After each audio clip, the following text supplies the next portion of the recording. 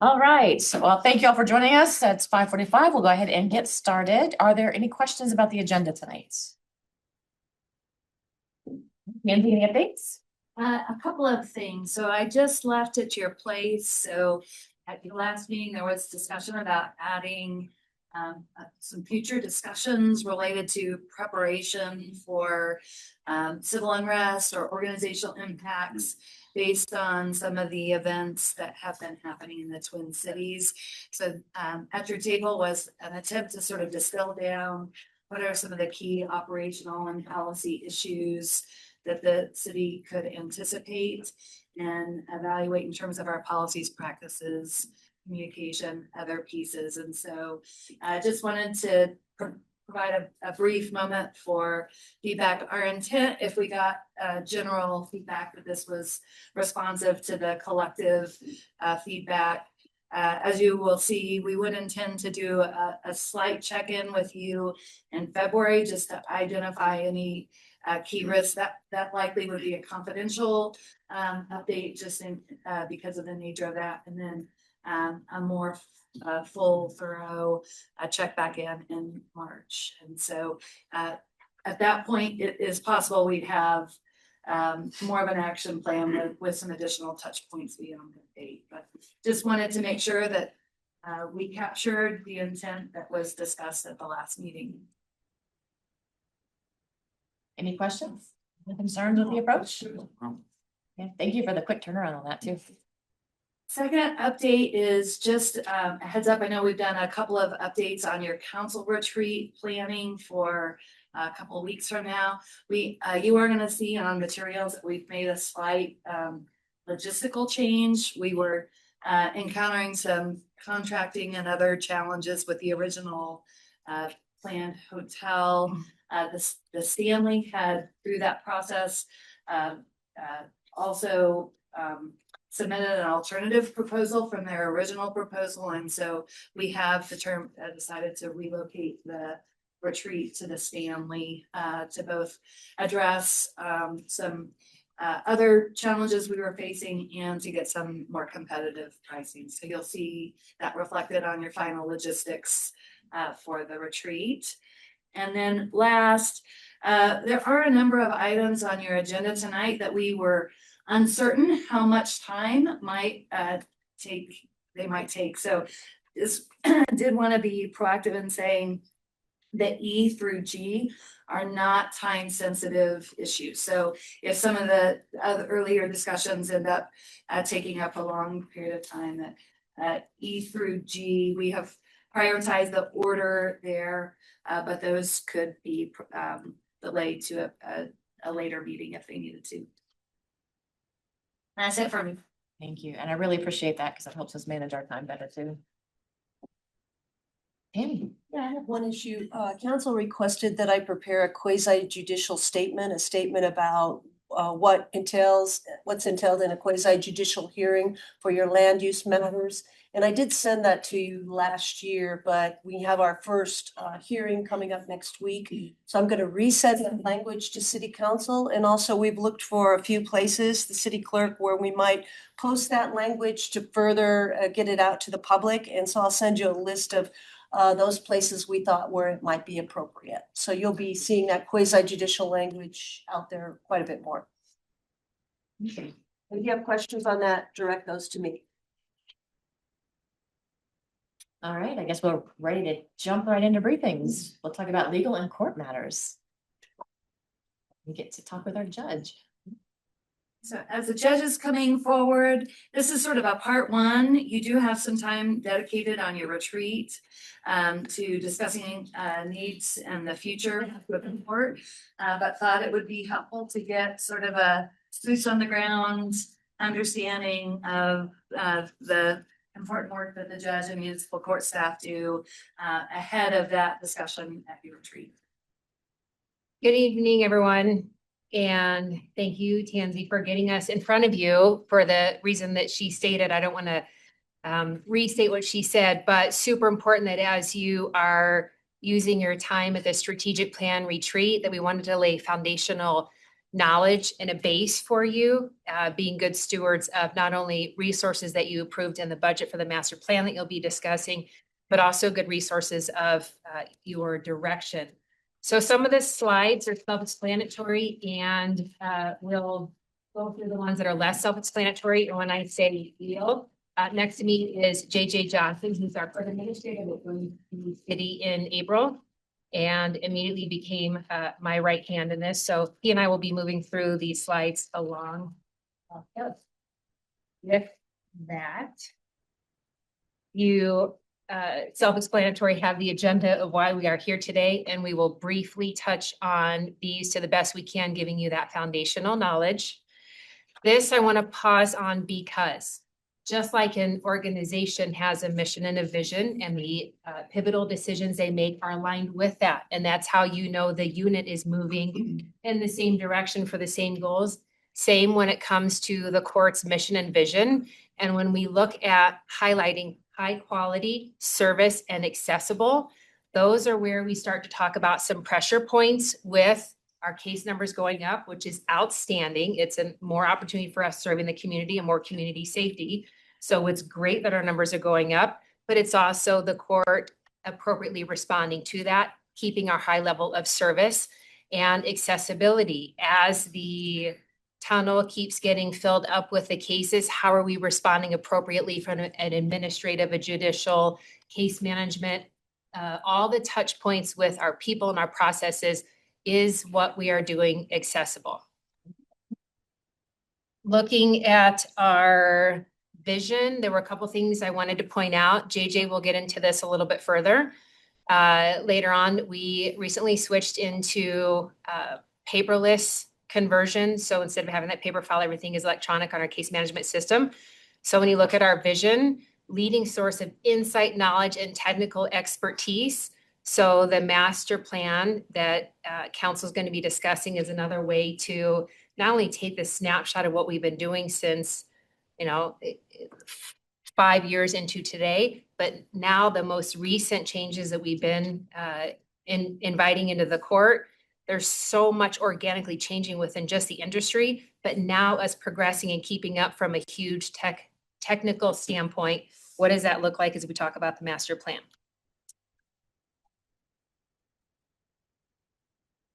Key elements that we want to survive through the conversations and direction that are important to the court and municipal law is access to justice, fair adjudication, that the case management that we have, it's working with us, and sentencing enforcement. That's where a bit you've heard me bring up the topic of probation. That to have a deeper dive into that conversation is what we're currently doing with reviewing sentencing conditions. Satisfactory, is there another way in which we can handle that? And then an operational touch point of warrant processing. Every time the legislation takes a look at the criminal justice system and a law is created, the court responds as soon as that happens, as does the community. So for instance, if you take the approach on bonds, and if those soften in some form or fashion, then the community members know that if I'm not coming to court anymore, the recourse might not be as strict as it was before. And so that flips into almost a different industry for us, where before, if we didn't have a lot of attention toward warrant processing, now it really turns into that larger administrative lift because of legislation that we respond to in the moment. Turning it over to JJ. Good evening. Thank you for letting me come here tonight. I just want to give a quick look at the current organizational chart that we have. It's kind of divided into two different sections. One, the court administrative piece, and then the judicial part. So the first part that you see here is court administration. So right now, we currently have 11 court specialists at the bottom there, if you work from the bottom up. 11 court specialists. They report either to the deputy court administrator or to the court operations supervisor. And then myself, though the direct reports that I have are the deputy court administrator, court operations supervisor, and then the collections officer. Then myself, I report directly to the Executive Director of Management Services, who then directly reports to the city manager. So that's kind of how the breakdown of the court administration side looks like. And then, so then this is the actual judicial organizational chart. At the bottom, if we work from the bottom up again, we currently have 16 associate judges that are on our list to be called upon. That could be either when Judge Soros is out or our dockets reach a certain number or threshold that we determine that we need to have 2 simultaneous courtrooms going at the same time. And so we've had to kind of, as we've moved to this paperless transition, we've had to kind of reevaluate what that looks like, and what our numbers were before may look a little bit different in that paperless world. So currently we are interviewing for additional associate judges. As you can see, we have 16. Not all 16 are available when we reach out. So with us needing more associate judges recently, we've made that decision to kind of reach out and to add more judges onto that list. So we had interviews today and tomorrow, and we hope to be back in front of council, I believe in March, to possibly add some more associate judges to that list. So, and then up above that, go back. Going. Then the presiding judge, Judge Soros, one of the 3 appointed positions that the city council chooses. And then on top of that is the city council that you said here before. So that's kind of how the judicial side of it kind of looks like. Okay. Our case type, so we are a limited jurisdiction. We see obviously the big driver of our case numbers are traffic infractions or offenses, and I'll get into a little bit more of those numbers in the subsequent slides. We do have some parking violations, code violations, which is our light docket that we have on Wednesdays. We do have some animal cases or animal offenses, and some misdemeanors. And Judge Soros will get into a little bit more of the misdemeanors. I think you've heard about the Supreme Court ruling that came out shortly before Christmas. But we do see, as you see, there are some shoplifting, trespassing, obstruction, and some other cases in there. So we see a lot of different kinds of cases, and to fit all these cases into a docket that is ever growing is, I wouldn't say a logistical challenge, but we've had to get creative with it. So, but those are the kind of cases that we do see. And just by way of idea teeing up that we've had conversations in the past, our court handling domestic violence matters, and I've shared, this is your court, that's a policy decision. If it's requested, then let's launch it and launch it really well. So another discussion can be, our court should not, and I'm making this up, I don't advocate for this. Our court should stop doing shoplifting, assault, obstruction, and those heavier misdemeanors, and we should turn into a traffic court. Some jurisdictions do that, and that can be a mechanism where you're saying, let's remove the probation review piece altogether, because that's largely where that function happens, and move us into that area of law specifically. So I'm not advocating for it, but there's different ways that you can look at and review your court when you're having the conversations about the master plan.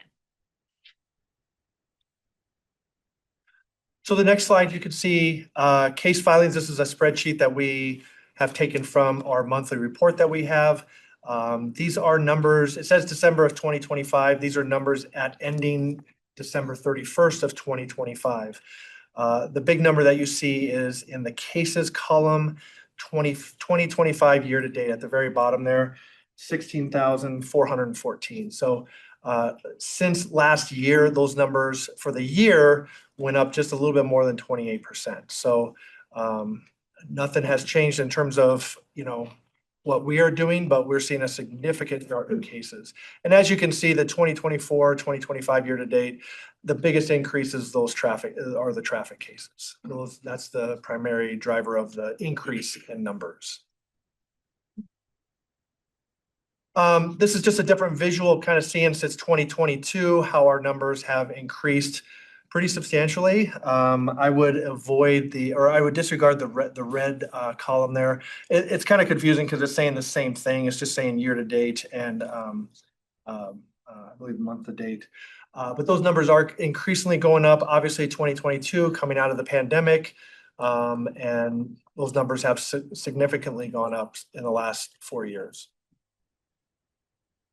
This is about the court revenue, and I know you've heard me say this in the past, but it's impossible for me to talk about the one revenue without talking about the other. Court integrity, that the court will ebb and flow in the revenue that it brings in. Obviously, by Title 13, we are mandated to be within every municipality. And this, for the court, was a better year because of the influx of summonses. However, the court is never to be seen as a revenue generating entity. Otherwise, that compromises the integrity of the court. But it is worth pausing to note that the court increase in revenue in just that 12-month period was from 1.8 to 2.7 million, which is almost doubling in its revenue. And also that almost 35,000 was able to be paid toward victims, and that over 2 million was accounted for in the increase in traffic. And then finally, that not too long ago, I believe 2023, council had approved surcharges that relate to IT, homeless outreach team, and community safety surcharge. And that collected over $500,000, and that went toward those buckets. So I think that's certainly worth celebrating, if you will. All right, this is a little bit more in depth from the email I shared regarding the Supreme Court case that stemmed from both Westminster and Aurora had simultaneous appeals going on that dealt with the same issue. And the Supreme Court is very selective about cases that they take up. It's under Rule 21. It grabbed these two cases simultaneously, cases of first impression. And as you know, previously, municipal courts, our court, was allowed to sentence any criminal offense up to 364 days in jail. And then when those appeals happened, the Supreme Court said enough. And it wasn't under, and well, I'll say it that Class 1, Class 2, we're now tied into, if our offense is comparable to a Class 1 misdemeanor, that's what we're tied to. Class 2 misdemeanor, that's what we're tied to in a petty offense. Our municipal ordinances aren't classified other than civil and criminal, jailable and not jailable. However, if you do a matchup or comparison of the elements, that's what tells you where it falls. So we're tied into following that. Here's some space where when you're meeting with other municipalities, you might be asked, what is your court doing? All of us municipalities are aligned in what I just went over. Where there's some disagreement is the Supreme Court opinion, its applicability to traffic cases, which would be a big impact on us if we were mandated to mirror the state. And there is a footnote 12 in the opinion. If you remember nothing else when you're at dinner parties, you can remember footnote 12. And footnote 12 calls out traffic matters. And so your court, along with your city attorney's office, is in agreement that footnote 12 is saying we Supreme Court are aware of its potential applicability to traffic cases, and we are leaving that alone. It doesn't say that verbatim, and I don't believe it's something you can, we're not pulling that out of the thin air, but it's saying that the Supreme Court didn't forget about traffic cases, but they're saying we're not making this apply to traffic cases. It's in Title 42. We're making it only apply to Title 18, which is misdemeanor and petty offenses. Same thing with its applicability to bonds. So I just wanted that takeaway because it may be in conversations when you meet with your counterparts in other cities. All right. Community engagement. The interviews that JJ's was speaking about that we've been having with potential associate judge, relief judges, it is fascinating when you hear their take, because we get so ingrained in what we're doing on a daily basis, to sort of step out and hear their perspective. Municipal court is the place in which most people have contact with their municipal government. It just is. And so it's not saying more important, less important. It's just frontward facing when it comes to that contact. And We had over 16,000 defendants, their victims, family members, supporters. I know that there was individuals that show up and then communicate with you all. And it is every day being on our A++++ game for those individuals that come through and have that point of contact because it matters.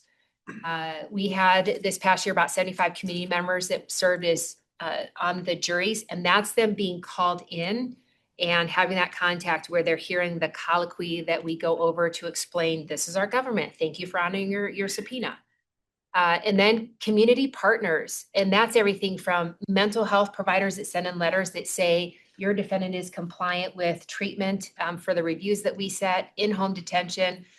And finally, that it's important, we've heard from you all, and we've been doing it before and since, that there is some mechanism for community feedback. There is certainly for our jurors, and there is for the top category up there, defendants, victim, family members, and supporters. So there's a way for them to communicate back. Do most of them do it? No. The ones that do, that's our rating. All right, this goes toward the court and police and city attorney's office and just a big core of your city staff trying to answer to what we all see in our daily lives of unhoused community members. So these two initiatives were launched at about the same time. Thornton's Empowerment Expo, serving our unhoused community at AG Rock. And then when I reached out to Myra in 2005, they had 201 attendees, and just an awesome showing for those of you who've been able to attend. The vendors who go, I mean, they love this, and they talk about other communities that have something comparable and just rave about what Thornton's able to put on. This is Thornton's Fresh Start Court, again, speaking to the similar population, not necessarily the same, meaning unhoused individuals, broader net at the expo. This is our defendants who are committing crimes largely based upon being unhoused. And I think now we have 9 or 10 that are actively in the program. We have a strong failure to appear rate with this population, as you can imagine. The ones that appear, they're the ones that hold the certificate at the end of this program. They're the ones who get on housing applications and get access to some strong support and resources. So much largely due to your, I mean, I'm just saying it is due to your homeless outreach team. So outstanding efforts from them, and it's happening. And these are shout outs that have really elevated our court up and up and up and up and up. The court staff, all of us went through COVID, and I was not at Thornton Court until near the end of COVID, and seeing them excel through that, seeing them excel through a change in their presiding, their court administrator, seeing them excel through paperless, seeing them excel through secondary trauma that hits them 4 days a week. They're exceptional. You have the best court staff.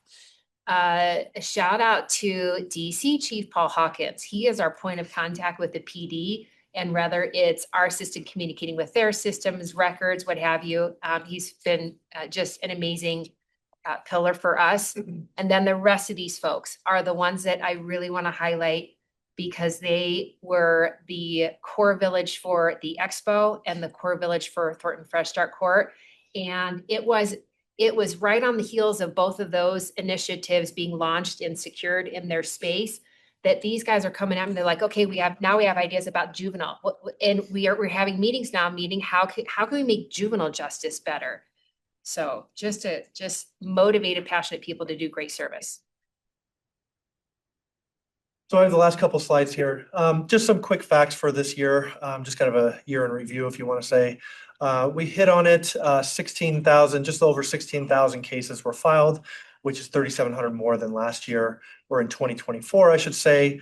I apologize for this next bullet point. I'm not thanking myself. The judge wrote this, so I do have to get that disclaimer. But the court is now paperless. The one note I want to make about the paperless thing is that not only in municipal court, we don't really get down days. Our cases keep coming, our court dates keep coming. 28%, almost 30% more increase in tickets, and court staff, the judge, prosecutors, Adam's team were able to go through a bunch of trainings. We did some mock dockets. I mean, to do something like this is pretty big for our team, and let alone keep facilitating all the cases that are coming in on a daily basis. So kudos to everybody for that. We do have an upgrade in our ticket import processing, which means that all e-tickets are automatically uploaded to our court management system, as well as some enhancements and improvements with how we process new tickets that are coming in. We've had 6 appeals this year that have gone through district court. We also, since we've had some larger dockets and increase in numbers, our courthouse we have the ability to run 2 courtrooms, and in the very rare circumstances, we actually can run 3 courtrooms now. And we're able to do that through it's kind of nice because on our paperless process, it organizes everything and where files need to go. So we don't have paper files going to the wrong courtroom or the wrong judge or the wrong prosecutor, that type of thing. So we've been able to do that a couple times actually in December. Our website and forms are modified now to be ADA compliant, and also on top of that, our record management system or full court is also ADA compliant, inward facing and outward facing. So every email that we send out, every document that we give to defendants, whether that's electronically or in person, it's all ADA compliant. So that was a big lift that we got through. Associate judges, so just over 500 hours of associate judges work that was done, that I kind of alluded to a little bit about, needing it when Judge Soros is out or on a need basis based on our docket numbers. And the last bullet point, just over 1,900 warrants were issued, which are actually down from 2024. So it's good to see that those numbers aren't increasingly going up. We are trying to, work with people as much as we can when they come in. I think Judge Soros has done a really good job of, talking and communicating and building that communication and that rapport with everybody that comes in our courthouse. So. And that's it. That's kind of our slideshow, our update. We can take any questions that you may have or any kind of discussion.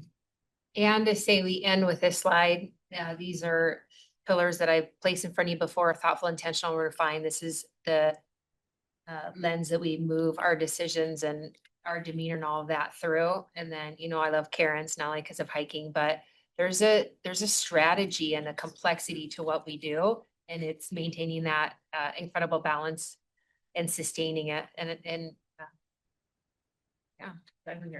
Questions? Drew? Thanks for the presentation.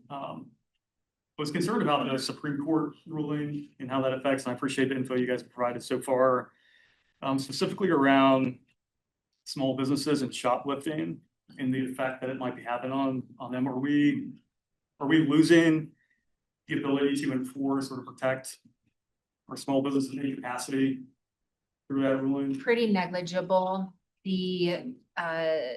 It was not very common that an individual on a trespassing alone was sentenced higher than 10 days. If they have multiple trespassings, that opens up additional sentencing. And it is often that they have a companion charge that brings them out of the petty offense range. So on the large scheme of thing, I would say it's negligible. It has a negligible impact. And as far as shoplifting goes, like second and third offenses, is that something that we're seeing changes? It's not based upon number of offenses, it's based upon value. So the hard part is, if an individual knows the law, and many of them do, they are taking an amount that is under $300, keeping them in the petty offense range. If they are $300 to $999, now they are in the class 2 misdemeanor. So it's based upon value, not priors. Their priors is taken into consideration time of sentencing, but it doesn't dictate the ceiling that they can be sentenced to jail if that's the appropriate sentence. And that's not something that we can change internally in the city? We are locked. We are locked in to match the state Title 18, class 1, class 2 misdemeanors and petty offense. Thank you. One other question. The long-term success or long-term plan for the, what was it called? The Fresh Start Court? Yes. What does that look like? How's that been? Do we have case studies for multiple years kind of after that? As long as we have a population that is unhoused, which is, we will have individuals that are committing offenses because of being unhoused. And really, the cap of 10 is the bandwidth that the team can manage right now. So if additional resources are put into that particular area, such as another navigator, now that opens up more individuals being able to be in that program. Thank you. You're welcome. Kevin? One of the slides showed we had 16,380 cases this year, which comes down to about 315 a week, 63 a day, and 7.875 per hour. With those numbers, would it not be more beneficial to have instead of your associate judges to be called in, to have somebody more full-time that's just reporting under you to help assist with that workload? Yes, and we will be making that request for the 2027 budget. And what you see is filings, not number of times that they come before the court. So when someone comes into court, you have options. You can set your case over to order the discovery, hire an attorney, apply for court-appointed counsel, think about what you want to do, how you want to proceed. And it is, I don't know the percentage of individuals that request a continuance for one reason or another. So many of these cases have multiple times on the docket, which is why on a Monday morning, there will be 120 set, yet 60 of those are new filings and reflected in the chart. Does that make sense? Yeah, absolutely. So, but to answer your core question, that request will be made, yes. Okay. And then the associate judges, we had 511.5 hours per year that was paid out to them, which breaks down to about 1.97 per hour per day with no days off at all. The way in which that we go about their payroll in that system, is it they have their own set prices, or we have a set payout that we determine and say, hey, this is what we're offering to you in this case? It's non-negotiable. For them, we follow the state. And right now the state pays their not public defender, alternate defense counsel attorneys 110 an hour. And so we mirror that. And the number that we have on our list. So if we have 20 associate judges, it's still 110 for however many hours that they serve. So we could have 100 and it's still what impacts our budget is how many hours they're serving.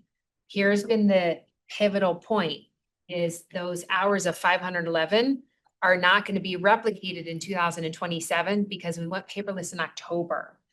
If we were to parcel out the time that we needed an associate judge before October and after October, night and day, because my capacity to run a docket under the system that we have, I'm just not as fast.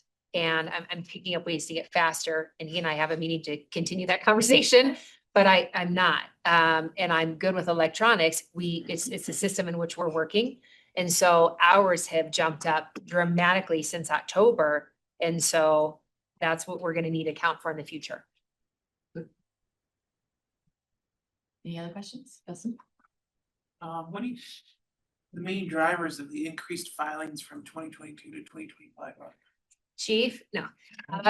So it's all for good reasons. It is a focus on community safety, patrol officers, getting out there. It's a softening of prior hardness of the policing industry. And so I think it's easier to fill FTEs in that capacity and a messaging.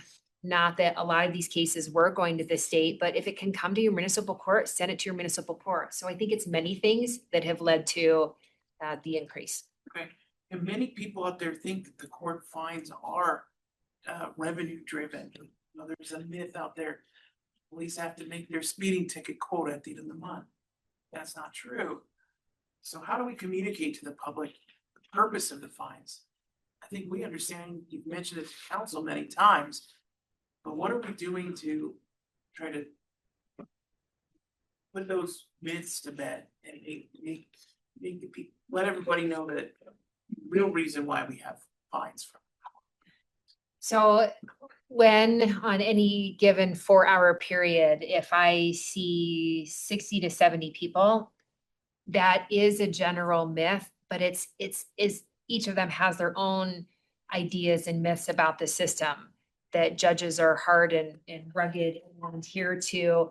And so it is literally giving them a platform to speak. And if that is a concern, they raise it. I hardly hear that. I hear, I haven't worked for 3 months. I have to, and then when that concern is raised, do you live in Thornton? Yes. Or do you spend 80% of your time so that the homeless outreach team grant is applicable to them? You know, here are resources. Here's the expo. Here's the, and then there's a cheat sheet that I use with our sister cities, where if they say, I live in Arvada, great. Arvada has a community table, 3 days a week from 8 until 4. So the best we can, we are giving them information when their story is heard. And if they say, I'm struggling, I live in Greeley, I'm hearing that you're housed. Do you have a phone? Yes. Does it have internet access? Awesome. If you plug in Greeley homeless, you're going to get a phone number, maybe a navigator, contact them, 211. So we're really hearing what their immediate concern is and then doing the best we can to address it. It's rarely complaining about officers trying to meet a number, to be honest with you. Any other questions? Thank you so much. Thank you. And we're looking forward to having you at our retreat. Thanks, Bean. All right. Next up is coming up. Yeah, so you're gonna see a lot of data. We do have our Partner Advocacy Institute online. We're gonna be going through the results of our most recent statistically significant community satisfaction survey. One of the things that we hope to intentionally do at the retreat and then ongoing, you do have an action in your strategic plan to scrutinize these findings and identify strategies and opportunities to improve them. So tonight is really just a taste, and we commit to you'll hear lots more about these findings, what they mean for our services decisions, and improve that. With that, I'll give the floor to Rob. Thank you, Tansy. Ryan, can you hear us all right? Yeah, I can hear you. Can you hear me? I can hear you. Thank you. Great. So as Tansy said, Ryan Murray is the Director of Community Research with ETC. They're the contracted firm that completes our community survey out of Kansas. And I'm very quickly going to turn it over to Ryan to give the bulk of the presentation. I did just want to provide a little bit of background to supplement what Tansy shared. Many on council will know this. The city has a long history of conducting community surveys for decades. And have approached that with a variety of different ways, a variety of different firms. We've been with ETC, I think now for 5 years or so, and have done it, every year, every other year, every 3 years. And as Tansy said, one of the actions or the focus areas of the strategic plan action that's focused on the survey is kind of rethinking how we do survey, and want to make sure we get council's input on that. A little bit about ETC. Ryan will talk about their bona fides, I'm sure. But I just wanted to be really clear that we view this as very much your survey. As council, the new members won't know because you weren't here, but the survey was reviewed with you all. The questions hopefully reflect your interest, and the report that is in your packet and the presentation that you're going to see is the survey firm reporting out to you as the client. We haven't altered or really provided much guidance on the report at all. We reviewed it last week with Ryan, but beyond that, this is their report to you all. I wanted to make sure that you knew that this was coming directly to you. And then just one more thing based on what Tansy said. One of the things that we want to make sure that we have an opportunity to talk about at the retreat as well as beyond is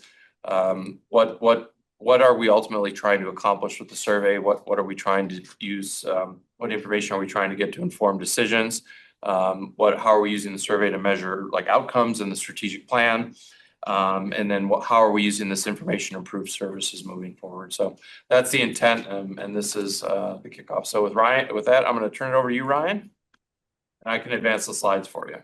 All right, thanks, Rob. Yeah, we can go to our next slide there. That was just the title. A little bit about ETC Institute. I know a few of our council members are new, and it's a pleasure to be here tonight. I can turn on my video as well, just so y'all can see me. Or We maybe won't be able to see Ryan, sorry. Okay, all right. So I won't worry about too much then. It's a pleasure to be here. Just a little bit about ETC Institute. We've been around since 1982. We really started into community surveys about the year 2000, and that's when we began our community satisfaction surveys. But for 40 years plus, our mission has been to help government organizations make better decisions through statistically valid data. And so that's an objective assessment of the quality of services that are provided to your residents. I often times speak about this as a snapshot in time, a moment in which respondents are completing the survey. And one of the things that we usually suggest to clients is that we regularly touch base every couple of years to make sure that our pulse is on things. And the city of Thornton's done a really great job of doing that. And we've been really, really happy to be able to be that partner for the city during those surveys. If we go to our next slide, we'll see just a little bit about what I'm going to go through tonight. We'll start with perceptions and flow into trends. The results are very good, a little bit. I don't want to say scary good, but in a sense that I've not seen positive results a lot over the last few years. They are very, very good, and I'm very excited to get into those results. We'll go through benchmarking, which I think really helps contextualize the results against national and regional averages. We call it opportunities for improvement, but it's really our important satisfaction analysis. I'll go through a couple of additional questions, and then we'll take any questions that I can answer this evening. The purpose of this survey, and one of the best parts about actually having the consultant be able to present these results, is that you get that unique perspective. So staff can present these results, you all can review and interpret them a certain way, but your residents and your elected officials and your staff members are subject matter experts on some of these tasks or some of these items within the survey. I'm a council member in my own community. I've been doing this for about 20 years, and I like to be able to put my little spin on the interpretation of the results, not a spin doctor type situation, but allow you to kind of pick my brain in terms of what I think and how we perceive the overall projection of the community. But this, at the end of the day, the purpose of the survey was an objective assessment of the delivery of those services. The purpose is also meant to gather input from residents to help you all set priorities for the community moving forward. And we want to track your performance both over time and against other communities. And so those are kind of the three main goals of this project. And it's really important to also understand how we conducted this survey. We call it statistically valid, but there's a little bit that goes into that. This survey, 2025 survey, is like prior surveys administered by ETC Institute. We last did this in 2023. I know it's 2026 now, but this is the 2025 survey administered in 2025. We administered the survey by mail, first by selecting a random sample of households from throughout the city's 4 wards. We purchase a list of residential addresses that should include every single residential address, even multifamily dwellings within the city's limits. From that, we'll select a random sample within each one of your wards in an effort to ensure that we're collecting a minimum of 200 completed surveys per ward, and I'll show you some of those breakdowns and the responses in a couple of slides. We will then begin, once we know the surveys have arrived in the mail, we'll begin following up via text message, phone, online. We'll do some social media ads meant to target respondents. And we're hearkening the results back to the random sample to ensure those folks that completed the survey online were indeed randomly selected based on their address. We want to make sure that we collect those 200 completed surveys within each ward, but the demographic and geographic distribution of the responses is very important to us as well. So we'll frequently go just above that goal or that minimum goal of about 800 completed surveys. And this year we got to 821 completed surveys, which gives us a margin of error of about 3.5%. It's really about 3.4% at the 95% level of confidence. To make my mental math a little bit easier, use 3.5% during the course of this presentation, but please just note it is a 3.4% margin of error. And what that means is if we go out into a community, we randomly sample your community, set goals for the targeted number of completed surveys, and then accurately represent the community in the sense of demographics and geographic, we can say within a certain margin of error that if we were to conduct that same exercise 100 times, 95 out of 100 times we'd see these same results plus or minus our margin of error of about 3. So if we asked a question in our survey and across all 4 wards, 50% of folks said, yes, I like the color green, and 50% have said, no, I don't. 95 out of 100 times we conduct this statistically valid survey, ensuring good demographic and geographic representation within the results, we should see about 53 to about 46.5% of folks saying, hey, I like the color green or I don't like the color green. And that's how that margin of error plays on our results. So for a community your size, I always like to use kind of comparisons to help you understand, is 800 enough surveys? And most certainly it is. Most researchers could make a pretty good case for about 75 surveys, giving you good statistically significant data, albeit with a margin of error of maybe 14%. At 821 completed surveys, we're bringing down that margin of error to about 3.4%, and we're rivaling some of the biggest communities in the country that we survey, such as San Antonio, who does a total of 1,000 completed surveys every year.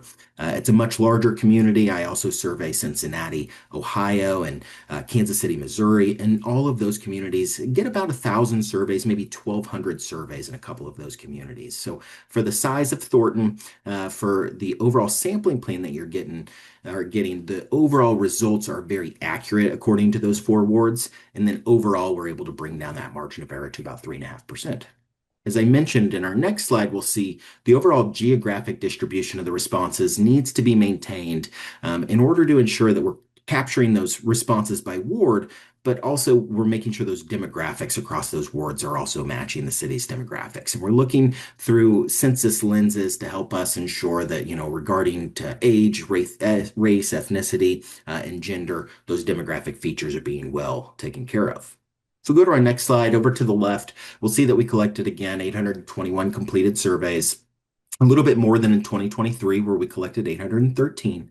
And you can see the distributions by ward. Ward 3 responded a little bit higher. Ward 2 had 205 surveys. Ward 4 had 201. And Ward 1 had 200 completed surveys.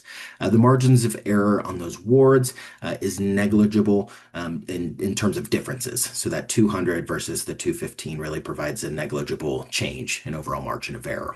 We should really look at the results as an aggregate, but we'll see some maps here in a little bit that'll show you those word breakdowns, and we could provide some word breakdowns as well for other questions across the survey. In terms of what we know or what did we learn from the survey, I'm going to drone on for the next 15 or 20 minutes here. And I hope if you take away anything from the community survey results this evening, I know you're going to do a deeper dive. I hope you understand that your community sets the standard for services, and that's really attributed to staff. They're not only keeping their eye on the prize here in terms of maintaining a regular communication with residents, but of the 13 areas that were comparable to our benchmarking database, you rated above the mountain region in all the areas. And the national average, you rated above the national average in all but one, which is traffic flow, which for your part of the community, of your area of Denver, that's always going to be kind of that sticking point for a high performing organization. I'll get into that a little bit more, but when we see traffic flow or the maintenance of city streets as high priorities for improvement, we know that other things are generally going very well in the community. And what we're always concerned about is coming into one of these communities and completing a community survey that highlights parks and recreation or public safety services as our highest opportunities for improvement, because we know there are perception-related issues in the community. However, in Thornton, perceptions of the city remain extremely high. 75% of respondents rated the city as an excellent or good place to live. That's up 7 percentage points from 2023. And 77% of our respondents believe that the city's headed in the right direction, which is up 5 percentage points from 2023. So overall, the picture is strong. We're comparing very well against national and regional benchmarkings. Our perceptions are growing in overall strength in terms of positive responses. And the intent of the survey, the design of the survey was meant to eke out improvements. And those are opportunities for improvements from our important satisfaction analysis. So we work with staff from the start to tell them, hey, we can provide you with an analysis tool that will help you prioritize city services. And so at the end of the day, had 100% of respondents been satisfied with everything on the survey, we still would have developed, a handful of priorities for us to begin looking at or continue to provide emphasis for.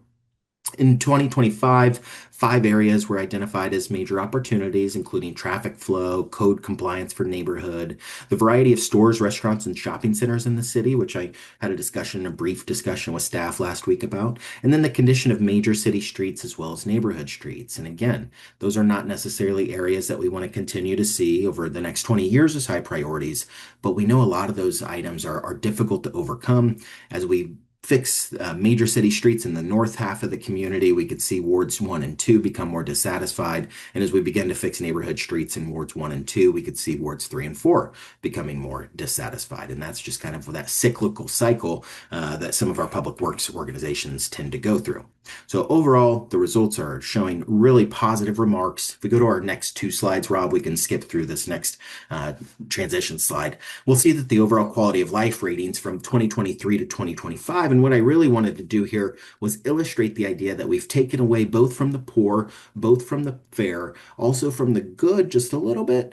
And now we're really focusing on trying to increase those excellent and good responses. So we saw good creep up just about 2 percentage points, but we actually had a significant difference in the percentage of respondents that selected excellent when they would rate the overall quality of life in Thornton. That's a really positive remark that we're just not seeing everywhere else. This is 7 percentage points higher than our previous survey.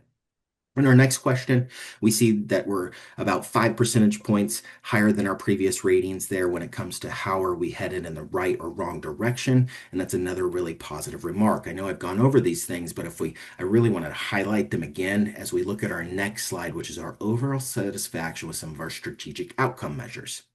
While there are a couple of items with higher levels of dissatisfaction, I think this whole city council and hopefully staff are recognizing that most residents are generally satisfied, with nearly 50% or more of respondents being satisfied for nearly every item on this list. The items out to the left are the questions that were posed to respondents. They were asked to rate their level of satisfaction on a 5-point scale with each one of those items. Staff were really clever in the idea that they wanted to introduce strategic outcome measures into the survey, but we wanted to mask those. Connected communities might not mean a lot for every resident in the community, but when we talk about the overall feeling of safety when walking, biking, or driving in Thornton, that means a lot. And we received really strong ratings in some of those connected community areas, as well as safe, supported, and livable communities. Vibrant and purposeful development received strong remarks. And what this tells us is that not only are staff kind of feeling the pulse of the community, but elected officials also are. And your strategic outcome measures really showed positive results. There are a couple of areas to work on, as there always are going to be. But at the end of the day, these remarks are extremely positive for the strategic planning that the city's done that should hopefully serve you better into the future, knowing that you're already on the right track. So keeping on those goals is going to be a positive thing to maintain as we move forward.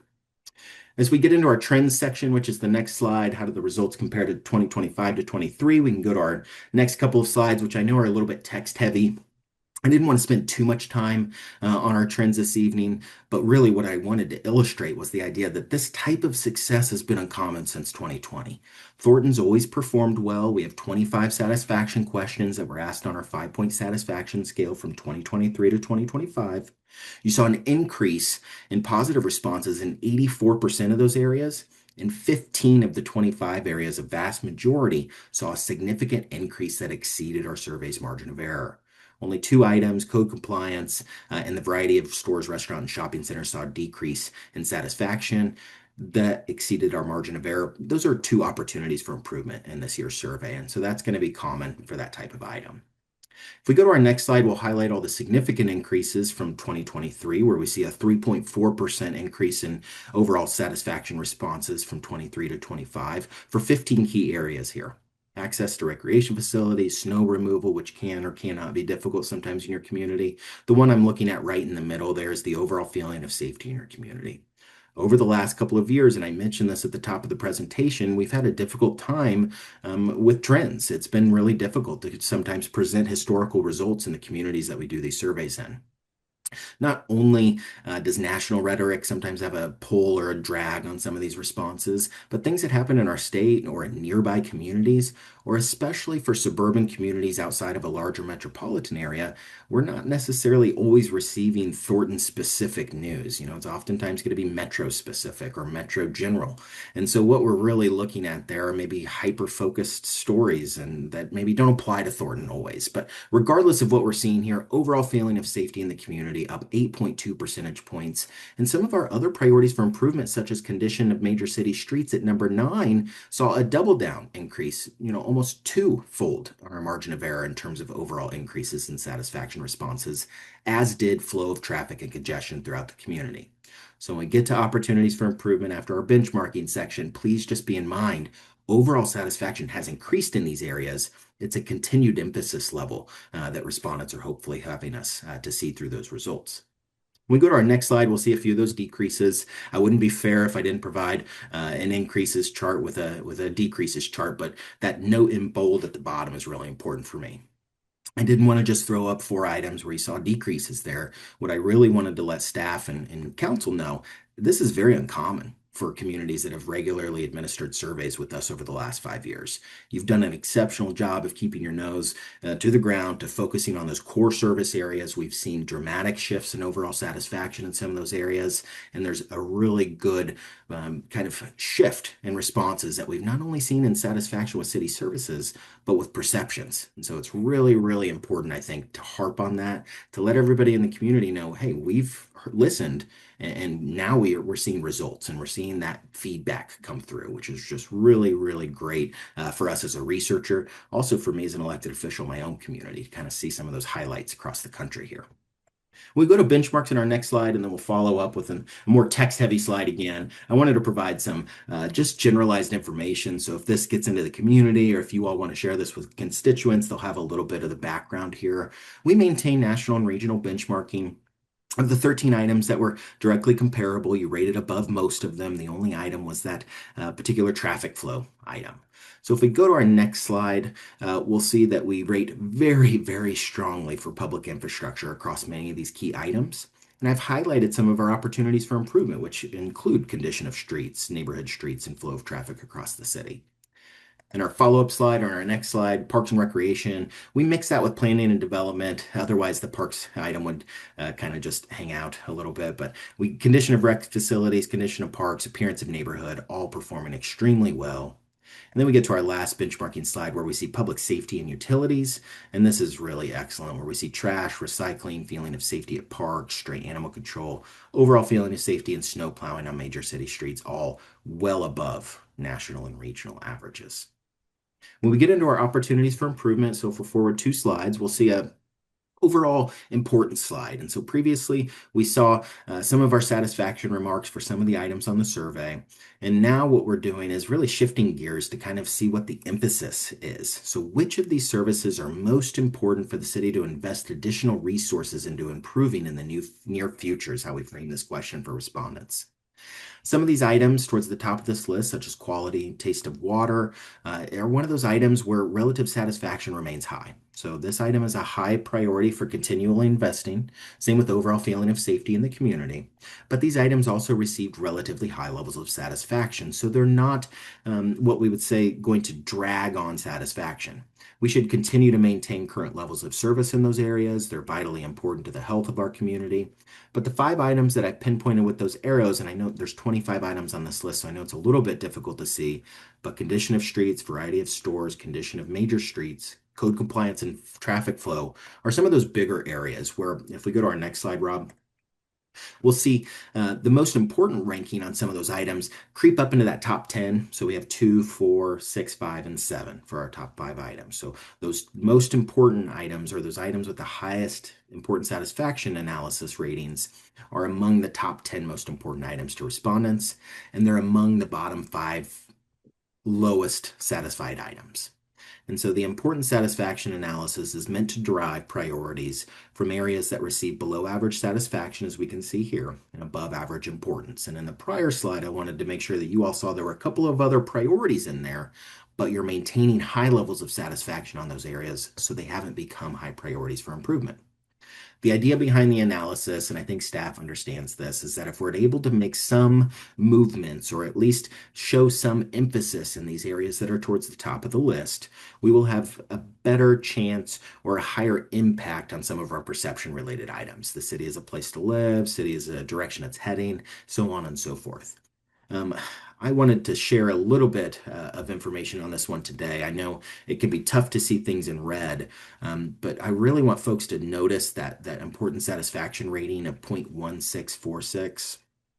Today, I pulled some preliminary data for a client out in the East Coast, so a little bit different region, but flow of traffic and congestion was their highest item as well, but it was a 0.5446, which means that it had almost no level of satisfaction whatsoever, and it was by far the most important item in the city. That was followed by the condition of city streets and then public safety. So there is something really going on in that community, whereas in this example where we're seeing Thornton's results, we're seeing really strong levels of satisfaction throughout. The comparatives help us understand that we're still performing extremely well in those areas. Those are just areas that respondents want us to continue to emphasize. A little bit more evidence for this kind of breakdown of the responses is in the maps if we go to our next slide. Rob, we might just kind of stroll through a few of these. The map is not going to change. It's flow of traffic and congestion, followed by code compliance, followed by variety of stores, restaurants, and shopping centers, condition of major city streets, and ending with the condition of neighborhood streets. I know the maps didn't change, so this overall exercise wasn't maybe as fruitful as I'd like it to be in some communities. But what we're seeing is that generalized satisfaction is neutral across the city's 4 wards. It's not necessarily a great sign to see neutrality, but what we're really happy about not seeing here are dissatisfied or very dissatisfied pockets within the community. And that would be a concern. If 2 or 3 wards were neutral and 1 ward was red, we'd be really concerned that that single ward is the reason why these items are becoming a high priority, and not that the community's kind of gaining some consensus here to say, hey, City of Thornton, you're providing excellent park services. We feel very safe in our community. Quality of water is great. We'd like you to work on these couple of things or continue to show us that you're working on these couple of things. So while the maps are neutral, the full mapping packet has maps that show positive satisfaction in blue and other areas, no areas really of red or orange and throughout those maps, which tells us the overall health of the community is really strong. And city leaders are doing a great job of making sure that the services are equitably distributed across those 4 wards, where no one ward feels different or feels less satisfied or more satisfied with a given service. That's one of those priorities there. When we get into our next slide, we'll see additional findings. I like to just see what else we learned. We asked respondents, is it helpful or excuse me, how important it is to keep them informed about Thornton City government. Most, about 78%, said, hey, it's either important or very important, with only a few detractors. And that's why I thought this was just a little bit interesting. Just about 3% of folks are kind of detracting. We should kind of expect that in statistically valid surveys. There will, typically be some folks that are just kind of maybe had a bad day. And that's why, again, I like to use that term snapshot in time, because, it is important to all Thornton residents that we keep informed about the government. It's just that perspective in that given day. 1% of folks said, hey, it's just not important to me today. In our follow-up slide here, sources of information that respondents use to get information about the City of Thornton. This is likely one of your keys to success here. Back in 2020, when we weren't doing as many surveys during COVID, we took a hard look at a lot of our historical data and learned that communication is really, really intertwined with overall satisfaction. As communication scores flow, so does overall perceptions. What we then began to kind of poke at was, are we getting the information in the preferred places? Because sometimes we would ask these questions, but not ask the follow-up. So this chart here on your screen shows where folks use or get most of their information about the City of Thornton. It's our bi-monthly City Voice newspaper, Thornton Activities Guide, and posts on social media. In the follow-up question, we ask which of these items are the most preferred to get information. Excuse me, are we on a different topic here, Rob? Or am I? Sorry, we're on the right slide. Okay. So we saw that there's alignment with our overall sources of information, and then we asked respondents if they provide enough information on different topics. Respondents feel as though they get more information or sufficient information from parks and rec facilities, special events, trash and recycling services on those items, and that's likely because of the sources that they're getting that from. Some of the other areas where they're saying, hey, we could use a little bit more information potentially are honestly tied to some of our opportunities. Transportation and traffic, city construction projects, and new development in the city. There's also a little bit of need there for public safety information, water information, and programs for those in need. But we see a real heightening of the disagree statements for those 3 items towards the bottom there. When we go to our next slide, we should see some more comparisons, importance of parks and recreation initiatives. I really wanted to show, although parks and rec items were technically an opportunity in some sense, it's more about emphasis than satisfaction in this particular area. And what I really wanted to show you is that we've seen a lot of great improvements here. Like folks really are telling us that it's important for us to continue park maintenance, to continue playground maintenance. But overall, folks really support the park system and the community very strongly throughout the survey. In summary, on our final slide here, overall satisfaction with city services and quality of life remains exceptionally strong. I can't harp on that enough. It's really important, I think, for staff to kind of get that win. It's been a tough few years in terms of community surveys. I really want everybody to understand that at ETC Institute, there's been a lot more difficult presentations that I've had to give than easy ones over the last few years. You significantly outperform national and regional benchmarks, which is a testament to your success. It's also telling us that you're performing extremely well in the eyes of respondents. They have expectations regionally or nationally. You're exceeding a lot of that. Satisfaction has increased across most services since 2023, but the key there is that you've really focused and seen strong increases across some of those most important services to respondents. And while we have some opportunities for improvement, they remain kind of a key focus area. And the overall trajectory of the city is positive. The data shows very strongly that high satisfaction and clear actionable areas for strategic investment exist, but that you've already seemed to really focus in on those. And the ones that you've honed in on seem to be making waves within the community in the sense that we're seeing feedback on the survey that's positive towards all those items. On this final slide, I've got a little bit of my own contact information, but I'm happy to have Rob drive us to any slides where I can potentially answer any questions. If I can't answer something honestly or within a timely manner, I want to make sure you all have an effective meeting tonight. I'll get a written response back to staff this week. Roberta?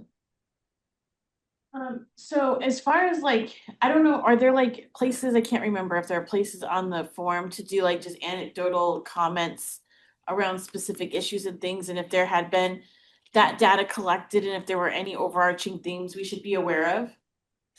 I think this year we had one question, 10B, any suggestions that could be improved, your experience with community engagement activities, but I did not include that in this presentation. So beyond that, we didn't include a lot of open-ended responses, which for us as researchers is kind of a double-edged sword, right? We want to allow people to provide feedback, but this is a strategic tool. And so we also need to get the data that we need for decision makers to make those strong decisions.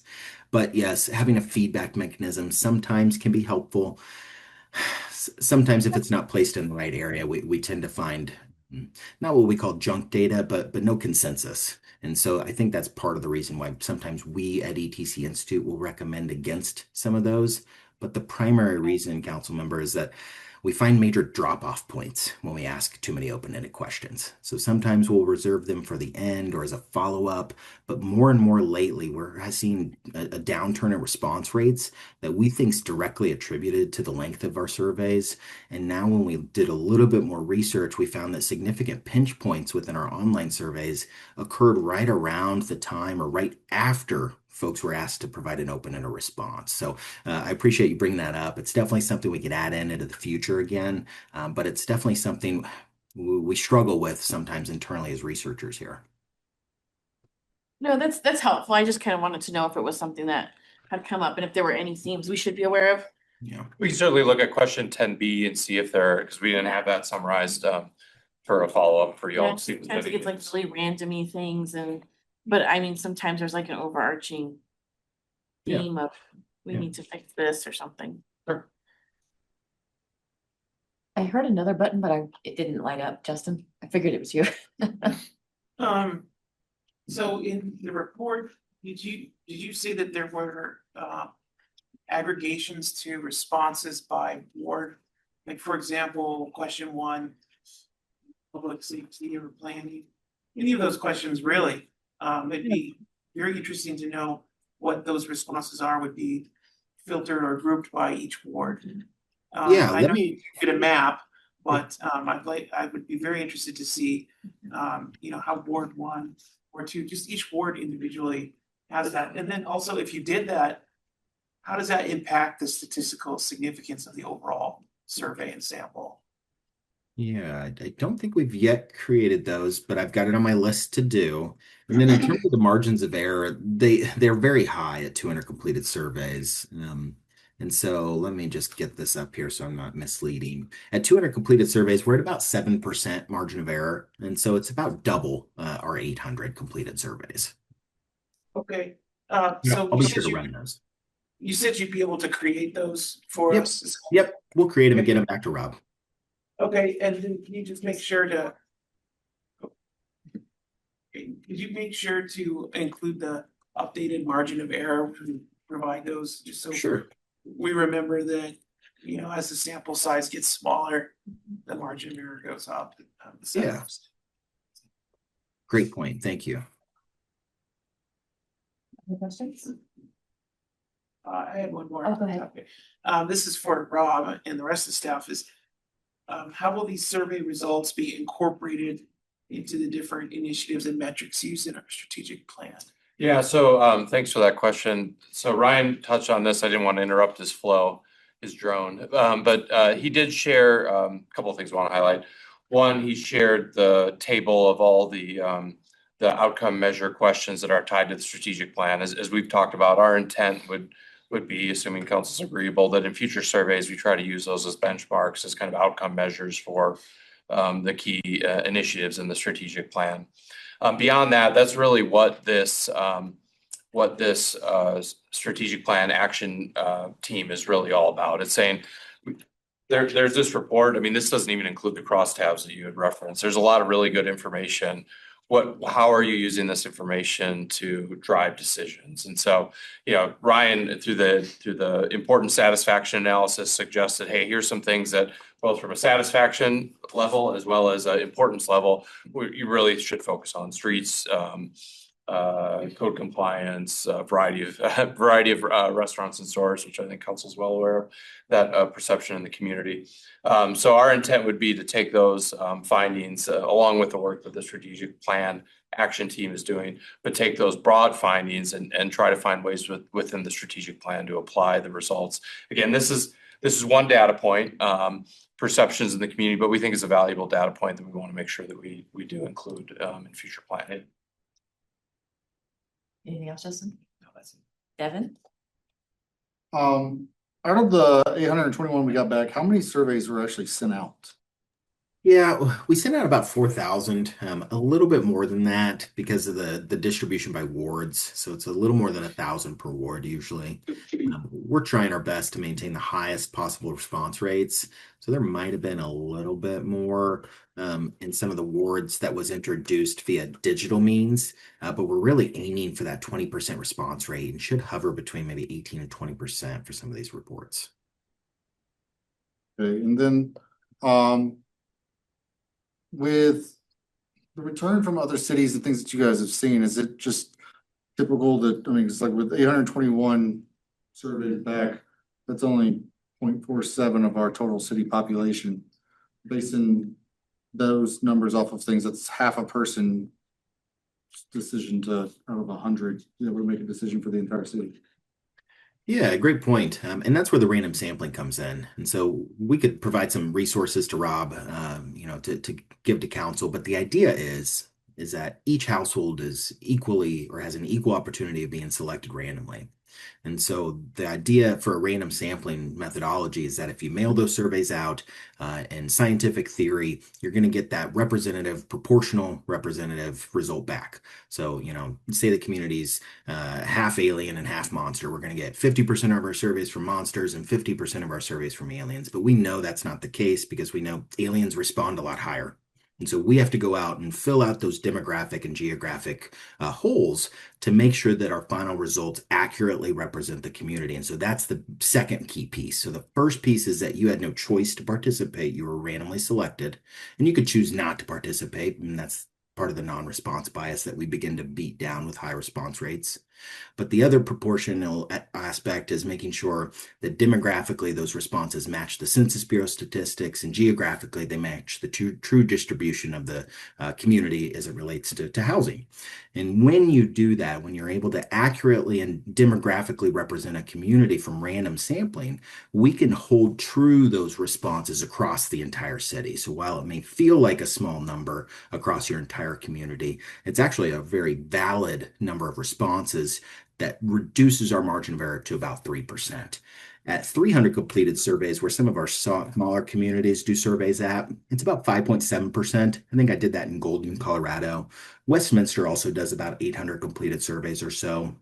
And that provides us with reliable enough results to make assumptions on and to make decisions on. But we would expect that the subject matter experts working at the city are not only using survey data to make big decisions, but they're wrapping in other engagement methods, information that they have internally. A great one is assessing public works. We know condition of streets, traffic flow are big deals.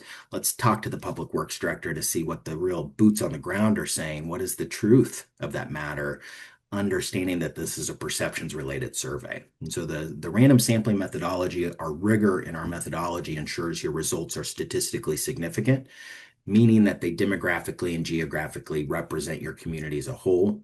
And as researchers, we understand they're not perfect. So within that 3.4% margin of error, we can say that these results are accurate. Okay, and then my final question, to kind of follow up on what Justin asked earlier, when you give back the statistics that kind of break down the demographics a little bit more by ward, do we see demographics that respond to the surveys differences as well? Because if we take a sampling of 4,000 houses, that doesn't necessarily mean that 1,000 of those specific types of houses are going to respond at all, and retrospectively the other way around as well. Sure. Yeah. And we take more of a focus on the aggregate results at the 800 across the entire city, because the census doesn't give us or provide us with by ward demographic breakdowns. But you should see very good or very close results to your ward breakdowns within that higher margin of error now. So if your ward is, again, I'm going to use monsters and aliens. If your ward is 75% monsters versus 25% aliens, we might be very close to that, but as long as we're within about 8 or 10 percentage points, you can say those results are still accurate. But that's a great point. Within the wards, the margins of error increase, which gives the researcher a little bit more wiggle room in terms of that representation. But you should see still a good, solid demographic representation across all your wards. The primary reason for that is that when we look at cities like this, most of the time the demographics that are needed will sometimes come from those specific wards, right? So if we're looking at Ward 5 and we need a bunch of people that are making over $1 million, and I know Ward 5 doesn't exist in your community, we should expect that ward to respond with that higher income, assuming that another ward will likely respond with a lower income. And so that's kind of how we'll look at things as well. But again, the census doesn't provide those by ward results. So we're trying to harken it back to the best truth that we can, which is that it's the every 10-year census, but within that there's an ACS data as well. And so every 2 to 4 years, they'll update the ACS. And so we'll have some really accurate results on race, ethnicity, age, household members, things like that. Okay, thank you. Yep. John? Thank you. Ryan, thank you for the presentation and for conducting the survey. Great job on that. I don't have a question. I just want to emphasize, the results of this survey, especially the bullet points that we are stressing this evening, are reflective of what I heard from neighbors when I knocked on their doors during my campaign last year. I'll talk about two of them, code compliance and our current infrastructure. As we continue to grow as a city, we do need to ensure that we don't ignore the infrastructure that we have in place. So once again, Ryan, thank you for your presentation, and we'll definitely put to work, especially next weekend at our retreat, get things done to take care of our neighbors. Thank you. Yeah, thank you. Any other questions? Thank you very much. It's always interesting to see the results year over year, so I really appreciate the comparison. Thank you all so much. Have a great meeting. Thanks, Ryan. Thanks, Rob. All right, Gordon Shopping Center. the economic development team is coming up. We do have a couple of general updates, but tonight's focus is a little bit different. You've been getting some general updates. Tonight we have a couple of key items that we're looking for feedback from the council. So that's where we'll be spending the bulk of the time tonight. Yeah, thank you and good evening. Appreciate your time. Adam Kruger, Economic Development Director, and I am joined by Chad Howell, our Redevelopment Administrator, and Jessica Whitney, Attorney, to talk about, We bring our lawyers. yes, keep us in line. I'm sure you'll be busy. You guys do keep me busy. As Tansy mentioned, we wanted to follow up with council on some updates. Since we met in October, some of the things that we have been working on, per some of the direction we received from council, get some additional direction from council this evening, and just talk about kind of next steps as we continue to move forward. So with that, I'm going to turn it over to Chad Howell to begin the presentation. Thank you. Good evening. We'll take it easy on you. And I'll try to have a good drone. It's my pleasure to update council on the latest information and get your feedback on a couple of things. Tonight, we'll be looking at some recent history, sort of for the benefit of new members and just to rehash it in their own minds. We'll look at some actions we've taken since we last met with you in October and some little tweaks that have happened. And then we'll talk about the environmental cleanup, the schedule, and our expenditures to date, kind of more like the quarterly updates we were doing for you in the past. So since taking title to the property in 2024, a lot has been accomplished. Tenant relocations, demolition, community reuse visioning, the Rocky Mountain Real Estate Challenge, where graduate students tried to reimagine how the site would be used. And that's the bottom photo there is sort of a ground level vision that the winners of the competition came up with. We completed remediation design, bid, award. We hired a consultant to evaluate the site and make recommendations on how we might be more effective when seeking redevelopment prospects. And so he came up with all these recommendations, right? And just to go through them really quick, he suggested we do a planned development overlay change to the zoning to kind of open the site up and make it more flexible in terms of how much residential you can put there, how high can the buildings be, what are we going to do with parking requirements? Can we relax them? Those kind of things, not because we're going to prescribe them, but because we want to make the site more attractive for developers. We also looked at a willingness on council's part to use a broad array of financing tools in order to get the vision, accomplish the vision that we've all formed together. Sorry. Yeah, sorry. It's okay. I'm hitting the wrong button. Help me. There you go. All right. So he suggested that we de-risk the site, which means clean it up, and we're doing that. And cast a wider net when we look at the development community. Go national in scope, use relationships, use our participation in NAIOP to kind of really get next level interest in the site. He also suggested we appoint an internal champion for the entitlement process. Talked a lot about council's willingness to pay for construction and maintenance of public areas within this redevelopment, and to support interim uses, and to curate a distinct identity or brand for the site. So of all these recommendations tonight, we're going to focus mostly on rebranding, or as we call it, interim branding. We'll talk a little bit about the planned development overlay process, and we'll talk a little bit more about the interim uses that we discussed previously. So the goal of the interim rebranding effort, as you can see, on the map on there, we did a 1.5 mile radius pole through Nextdoor. And we also, well, back up. We started with internal visioning. And then we went to a couple of the city's advisory boards, to BTAC and TASHCO, to get their ideas on what would be some good names to the site. Names that look forward and kind of encompass council's vision for the future of the site. After that brainstorming with the advisory boards, we reached out to the neighborhood using both Nextdoor, as described, And then we emailed directly based on attendees that came to our community visioning sessions in 2024. We received 122 responses, and we kind of created this word salad, or more rightly, a phrase salad. So the phrases with the biggest font size are the top vote getters, and the smaller ones got fewer votes. Adam's handing out an update right now. We got some late information in. It didn't really change the big ones. So the dark blue ones are the most vote getters, and then the next are the sort of the dark orange. And if you want to see that more graphically represented on a chart, here's the top 5. And we'll go back to these in a second if we need to. I'm sorry. Go ahead. real quick. No, I no. apologize. I was passing that around. Yeah.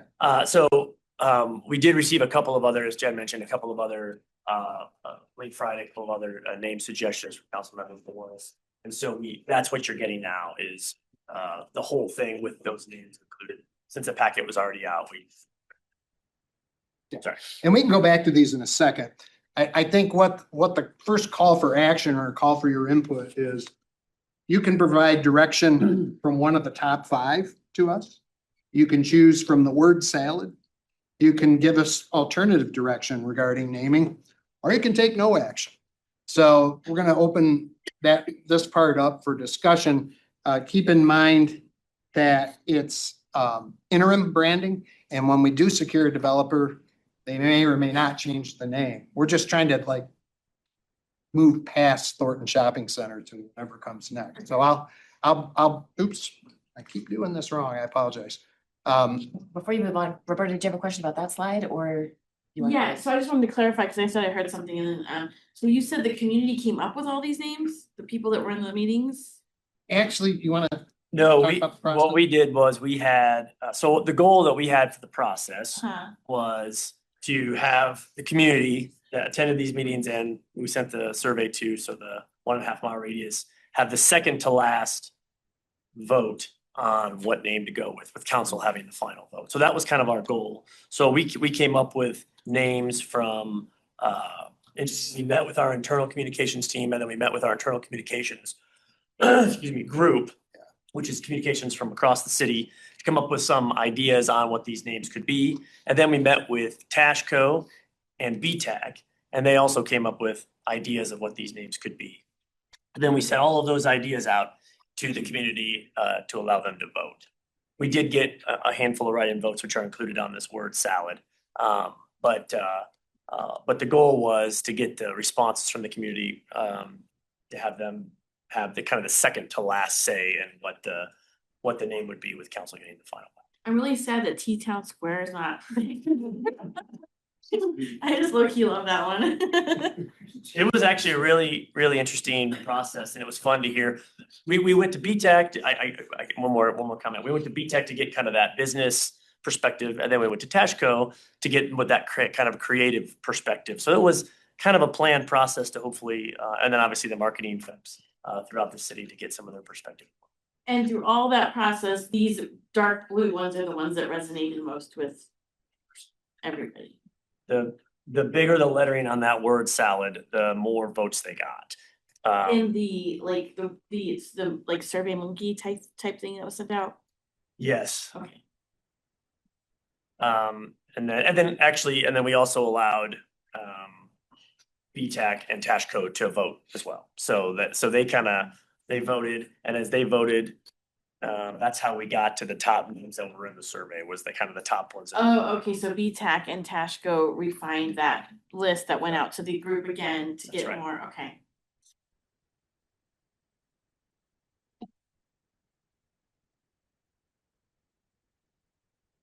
Anything else? That's all right. I'll let you keep going. Well, we were hoping that you all would choose a name tonight or give us some direction. No pressure. Justin, you had a question? Yeah. So, it says here the goal is to reflect redevelopment vision for use in marketing to the development. Can you give me a little more, expand on that, on how the new name, whatever it is going to help that goal. What else goes with the name? I'm just, you know, I'm not necessarily against renaming, but I'm not 100% clear on what we're doing here with this name. And also I see some potential risks of crossing wires with the community if we come out with a new name. And we know that the developer is free to rename it on their own. I would communicate that. I feel like that would be a challenging message to get out. And then we would go through another renaming process, mostly out of our control through the developer side, once we have that developer agreement underway. So I just need to know a little bit more as to what value we're gaining from this new name in terms of the stated goal and like how is it helping? Yeah, what the challenge was, I'm gonna skip ahead and then we'll come back. Oops, there it is right there. To remind you of the vision. So we could even boil this down to vibrant and purposeful development, but what most people want to see there is an activated site where people are having fun and there's things to do and it just looks great, right? And so we're trying to capture in this interim rebranding, how do we capture that in a name? And you're right, we could do nothing and probably be okay because chances are the developers are going to want to name it themselves. But it comes back to a level of excitement in the community of getting involved in talking and thinking about what comes next. And I would even add to that, your point is 100% valid, and we've had those discussions as well. I do think, you know, there might be opportunities while we're in the interim period down the road to do some more, you know, some signage or something on the site that builds that excitement. So the naming is part of it. And then down the road, as we talk about interim uses, we talk about things that we could do on there. You know, we could build off of that name more. So we are starting to establish kind of that new brand for the site. And then the other component to it that I would add, and I can't speak to what a developer will ultimately do, and they very well might change it. But I do think they will probably at least listen to some of the suggestions and will have some suggestions from the community that they can take into account as they are naming their site. So, you know, the hope is that even if it changes, and it very well could change completely with the developer, they'll have some of that background and will have been spending some time building a little bit more of a brand around that site in this interim period. And can you, maybe it's in future slides, but can you jump ahead and kind of give us the timeline of what the interim process would look like? How far out into the future are we expecting an interim use to really come to closer to reality? Yeah, we do have a timeline in here. I think that is what you're getting at.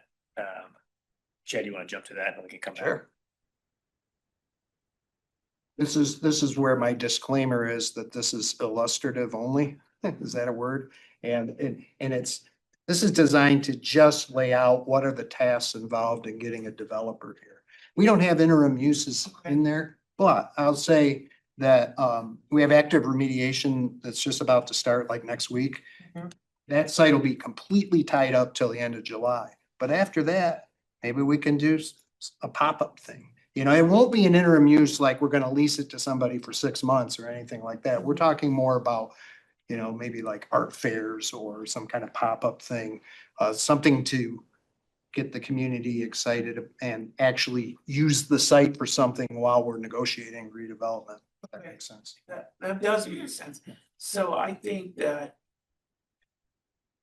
you know, I love the idea of the branding. I think everything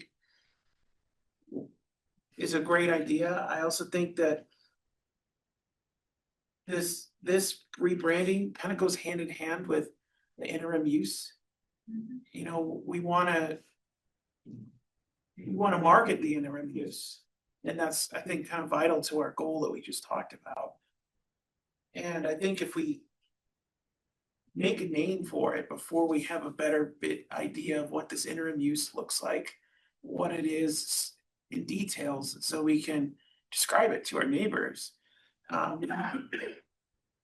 You run the risk of confusing people and also even you know, boxing ourselves in with a name that we've already given it before we determine what. they wanna use. So one suggestion would be to wait on their name until midsummer, until we have a better idea of what this interim use looks like, so we can build a name and marketing presence around what the interim use is. Instead of the other way around. That would be my suggestion. That's fair. Yeah. Thank you. Yeah, and Justin, to your point, when is the first Ward 1 meeting, like community meeting or Ward 1 this year? I think it's in August. No, it's not until August. It's just a little far off. Let's say that could be an interesting opportunity.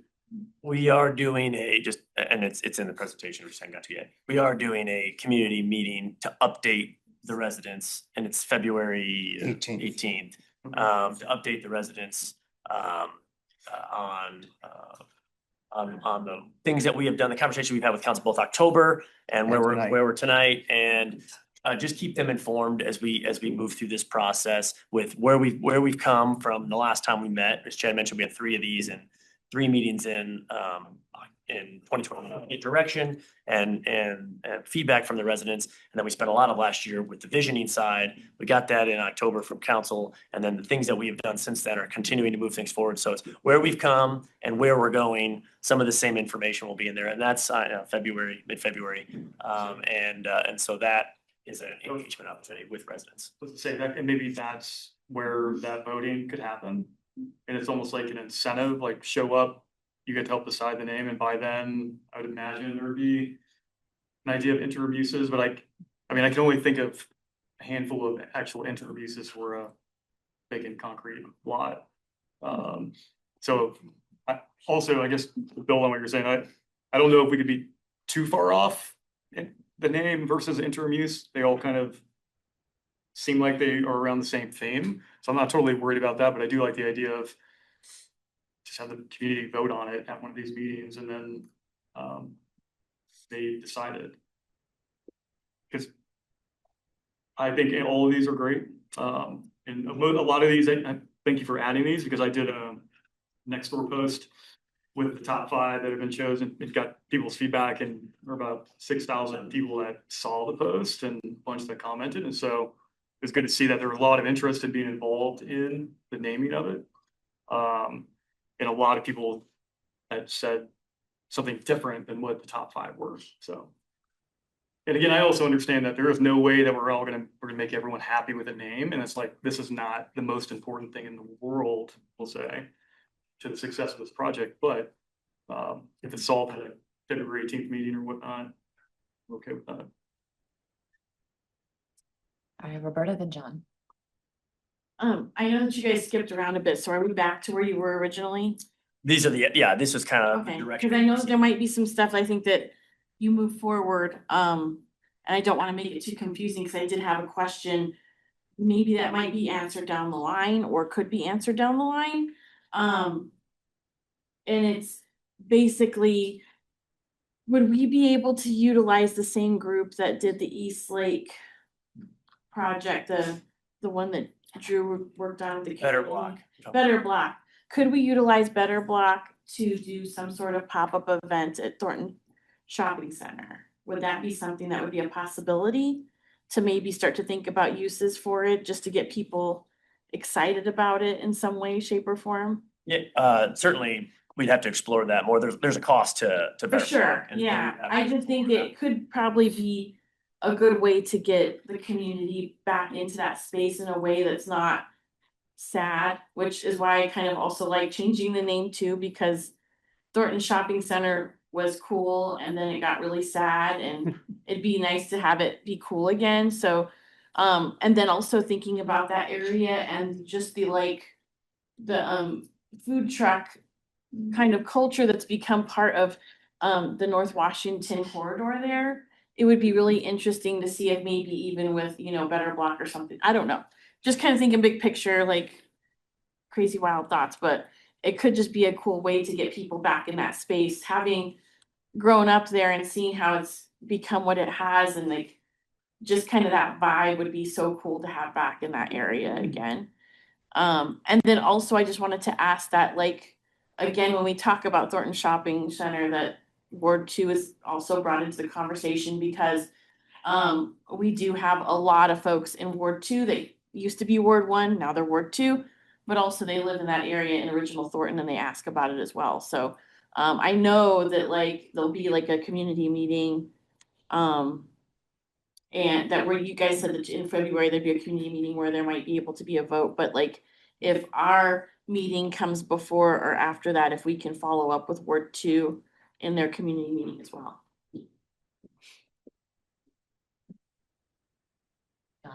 Thank you, ma'am. Chad and Adam, great presentation as always.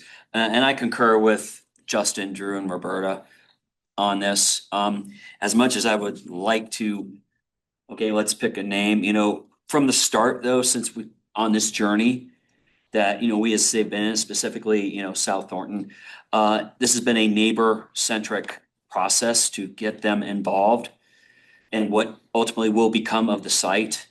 And I feel that if we decide to pick a name, we're stepping on their toes. Like Drew said, we're not going to please everybody, but still, we really need to keep this neighbor focused and what my colleagues suggest, I agree with. That's what we need to do. And the intention is great, obviously, with this, with the ask. So that's not the issue. I just want to ensure that our neighbors' voices are properly heard. Thank you.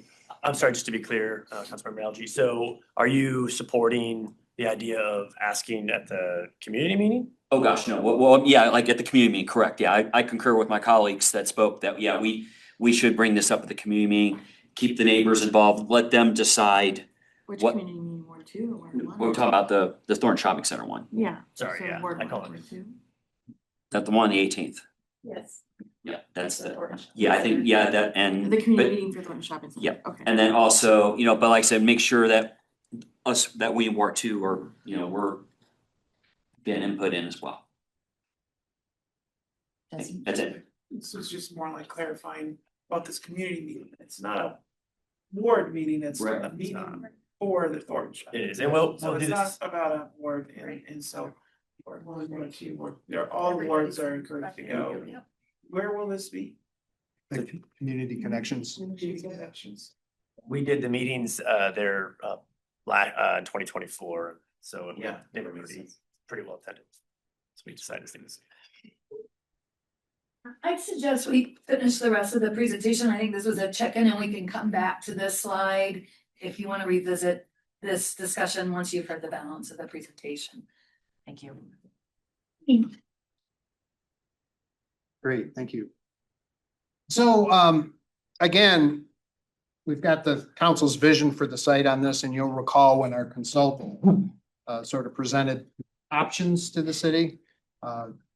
We sort of decided that option C and D were things that we'd like to pursue, and those were experiential retail / entertainment. That's option C, and then option D was a hybrid town center concept. So these are highly developed and very dense developments that have the kind of high quality retail and activity that we're looking for. In order to achieve those redevelopment goals or that vision, it was suggested by our consultant that a plan development overlay concept made sense. And after we met with you all in October, when we got this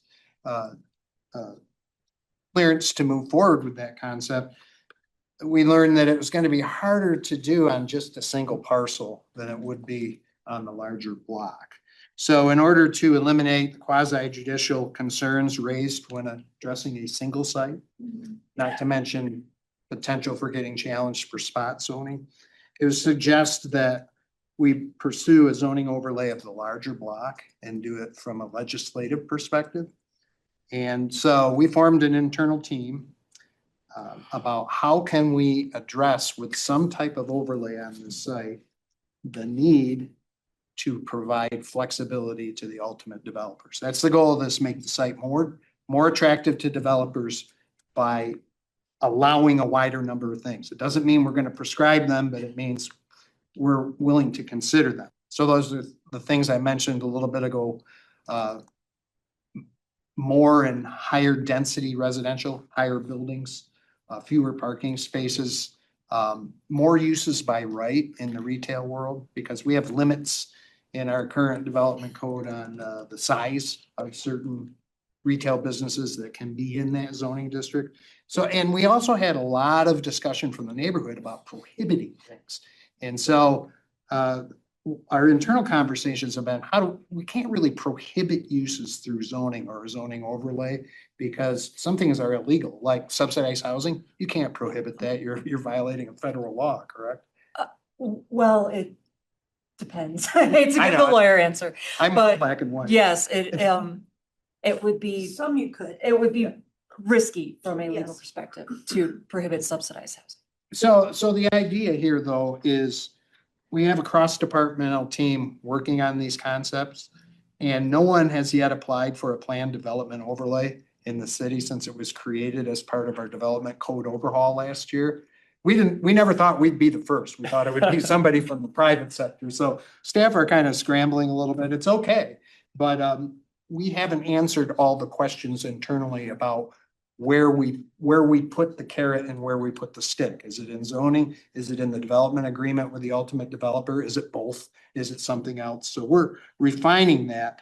But keep in mind too, and I think this goes to the next slide, the checks and balances are still in place with zoning, with the council. The city owns this property. We don't have to let anybody do anything. So, we have control. So the checks and balances exist. And while the specific instruments used to provide flexibility and prohibit certain uses have not yet been finalized, either the PDO or, the plan development overlay or the future development agreement should be able to satisfy that. And so the question is, does council still support the direction we are moving? Because we've actually moved beyond rezoning the actual site or putting a plan development overlay on it to a larger area. So the question is, are you all good with that? Can you go back to that map, Chad? Yeah, And a couple things I'm sorry, go ahead, Jessica. Do you mind if I add in a little bit more? It's probably good if you do. And I know you've all had sort of pounded into your heads the protections that come along with these quasi judicial applications. With a legislative rezoning of this site, which would be the expanded rezoning, the purpose is really forward-looking. What you're doing is, yes, you are rezoning the site, but through that rezone, you're really creating policy and looking forward on how this is going to develop. And that's the distinction here. You are putting restrictions in, but this is really to help move this site forward for development in the future. So it is a little bit more policymaking than your typical rezoning. And that is part of the reason why it is good to include those additional sites, because as was mentioned, we can leave them now for, the uses that are there can remain untouched. But when they do go to redevelop, they will redevelop under these new standards. And so that will help not only just the site that is currently owned by the city and controlled by the city, it will help that whole block sort of develop in a more cohesive, more modernized way. And so that is a real advantage and a critical component really of making this a legislative rezoning, is that forward-looking nature of council's action. You said it better than I ever could have. Thank you. Did I steal your thunder? Yeah, you did much better. You are the thunder than thunder. I- Yeah, there you go. The attorney. Right, good. So I guess this is, we're not changing a lot here other than before it was our site. Now we're looking at the little bit bigger area. Are there does that give heartburn as we still kind of figure out this PDO process and the best mechanisms to use? The goal would be, we just don't want anybody to be surprised if they, at the community meeting or whatever, when they see the bigger area. So that's why we wanted to bring it up tonight.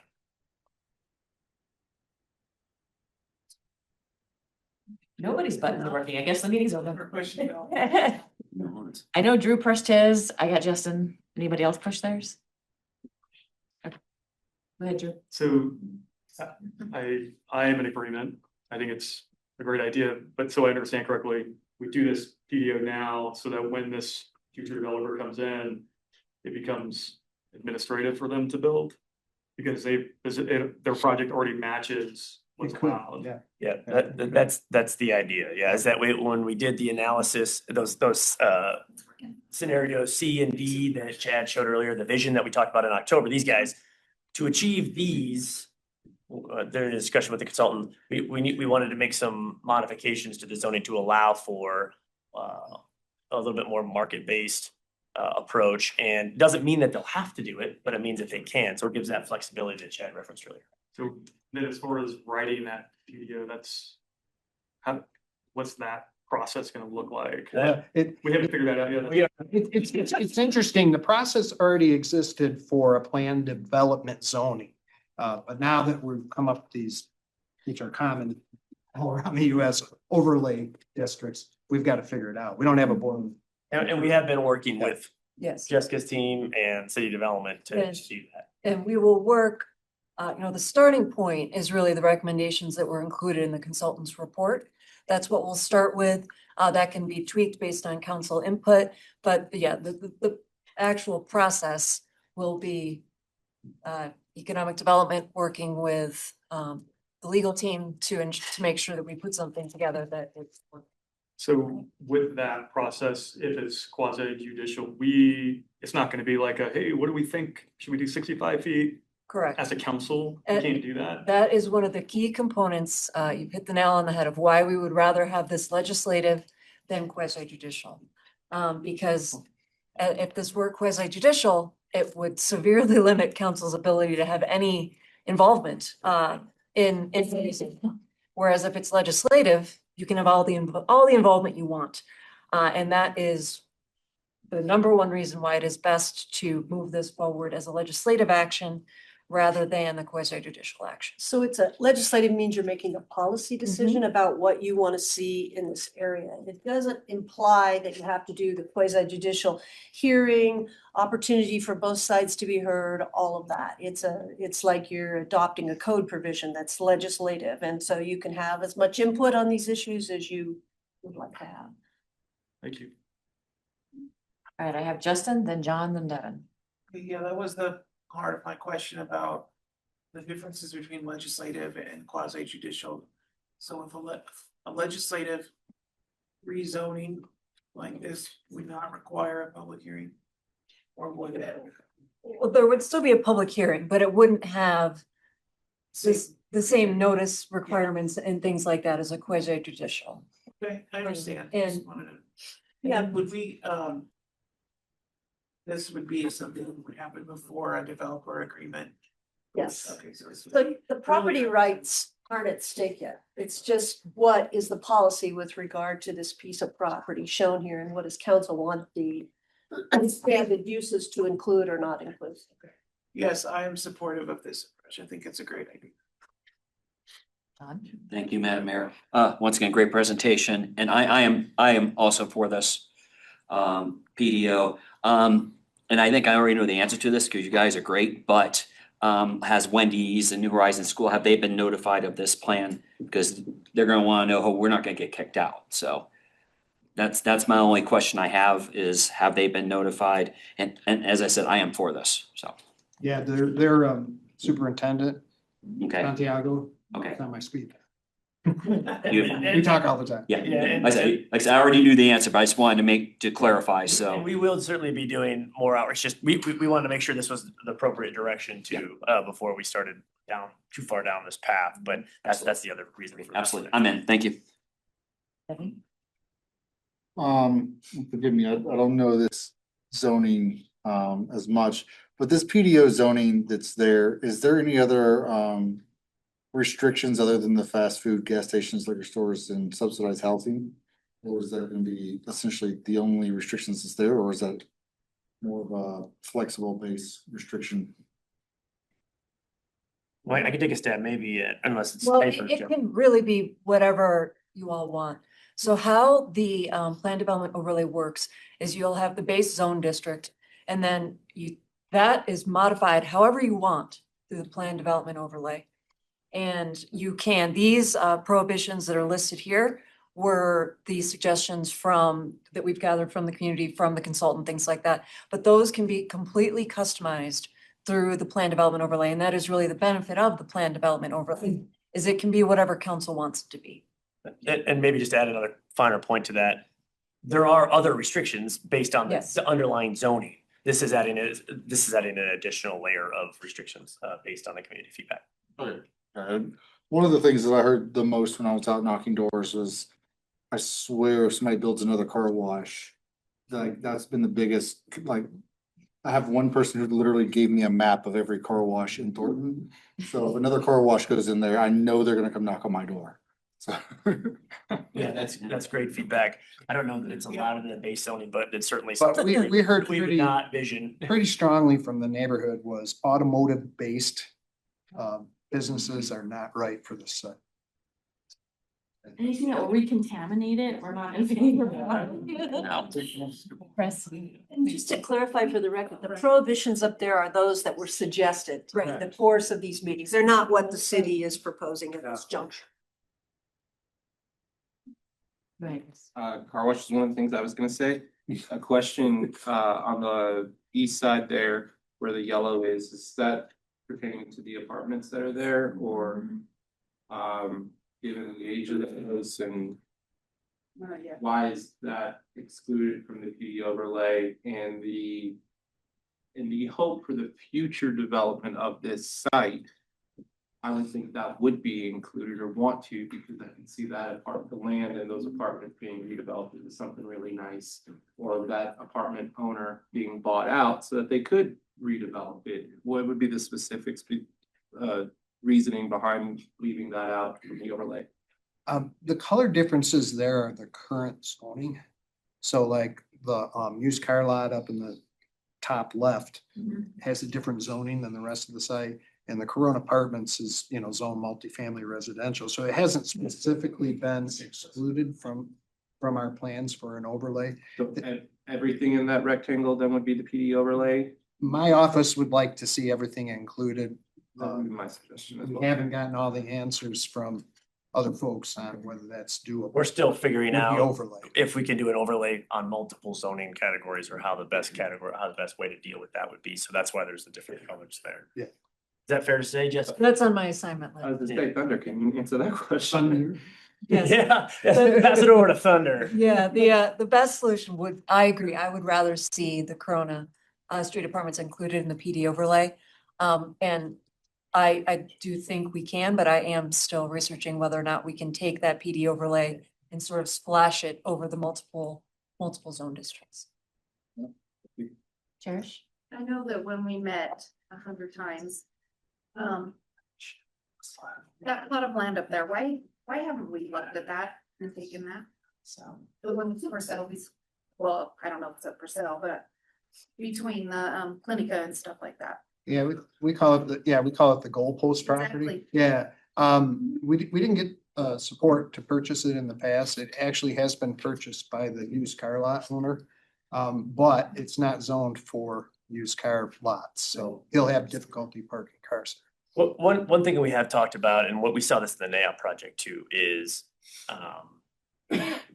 opportunities for a developer and this opportunities for a developer to potentially, look at other options around there. And we think that maybe another benefit of this approach is that it's setting it up, as Jessica mentioned or Tammy mentioned earlier, for the future is to align more with our vision. So we don't own that site, Right. to your point, Yeah. but as a developer, there'd be an opportunity, and we did see, I think it was one of the NAIOP teams that had kind of a phase 2 or phase 3 with that site. So that would certainly be an encouragement, probably through our RFQs, if you're interested in exploring those. I think given, we have a fair amount with the Thornton Shopping Center, 15 acres we've been dealing with. We did not have the resources to purchase that site at the time, but we can still explore ways to set it up for redevelopment in the future, if that helps answer. That's super important.